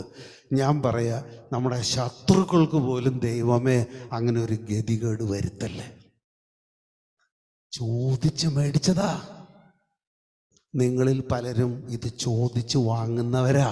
അതുകൊണ്ടാണ് ഞാൻ പറയുന്നത്, സ്റ്റോപ്പ് ഇറ്റ്. ദൈവത്തിൻ്റെ ക്ഷമ പരിശോധിക്കരുത്. ആദാം ദൈവത്തിൻ്റെ ക്ഷമ പരിശോധിച്ചു. അവന് 8ൻ്റെ പണിയല്ല 16ൻ്റെ പണി പാലും വെള്ളത്തിൽ ദൈവം കൊടുത്തു. ആ ദൈവം നിങ്ങളോടും എന്നോടും അതിര് കടന്ന് ക്ഷമിക്കുമെന്നൊന്നും കരുതണ്ട. ദൈവത്തിന് സ്തോത്രം. എനിക്കറിയാം, ഒരു മനുഷ്യനോട് ഹൃദയത്തിൽ വക്രത വെച്ച് ഞാൻ മരിച്ചാൽ എൻ്റെ നിത്യത നരകത്തിലാവും. അതുകൊണ്ട് എന്നെ ഉപദ്രവിക്കുന്നവർക്ക് വേണ്ടി നിരന്തരം പ്രാർത്ഥിച്ച് അവരോടുള്ള വെറുപ്പ് ഞാൻ എൻ്റെ ഹൃദയത്തിൽ നിന്ന് യേശുക്രിസ്തുവിൻ്റെ നിർമ്മല രക്തത്താൽ കഴുകിക്കളഞ്ഞിട്ട് അവനെ കാണുമ്പോൾ സ്നേഹിത എന്ന് വിളിച്ച് കൈ കൊടുക്കാനുള്ള ഹൃദയത്തിൻ്റെ അവസ്ഥ ദൈവം എനിക്ക് തന്നിട്ടുണ്ട്. അതോർത്ത് ഞാൻ ദൈവത്തെ സ്തുതിക്കുന്നു. Glory Jesus.